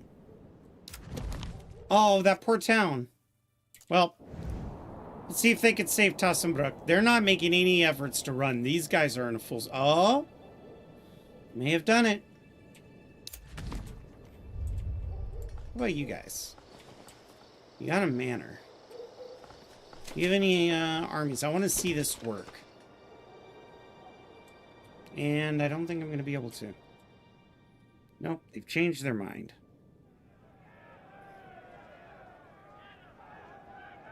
Well, it was worth a try. Watch him start to claim my home immediately. This will be the shortest lived game ever.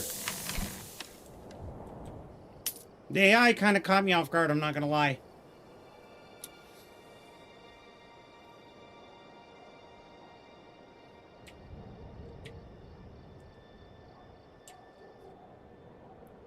Fuck. I think that's the end. I think, chat, there's no way I could survive this. He's got way more money. My people are starving. I think this is the end. So here's what we're going to do. We're going to save the game here. And when we come back to Manor Lords, we're going to take this death like a man. We are going to watch everything burn and we are going to fight to the last life. But unfortunately, I did not... When we saw him come in to take out that first bandit camp, holy fuck did he move fast. I've never seen the Baron order that many mercenaries for bandit camps. Crazy. So, I think what we'll do is we'll probably limit that by having one bandit camp. Have 5 at most, but start off with 1. And then we'll see where we go from there. But thank you all for watching. YouTube, If you like what you saw, hit that subscribe button, hit that notification bell, or you generally keep an eye out on the weekends. That's when you'll see me here, and you could stop by at any time. Super appreciate you being here. If you want to know exactly when I'm going to live, you could join the Discord and be able to check it there. But until tomorrow, when we play our multiplayer game, I'll see you then. Bye-bye. Sir Big Hoss, I love you. We're going to find somebody to raid on Twitch. Get you guys 250 channel points. And Sir Big Hoss, feel free to DM me on Discord. I'll talk to you about Crusader Kings.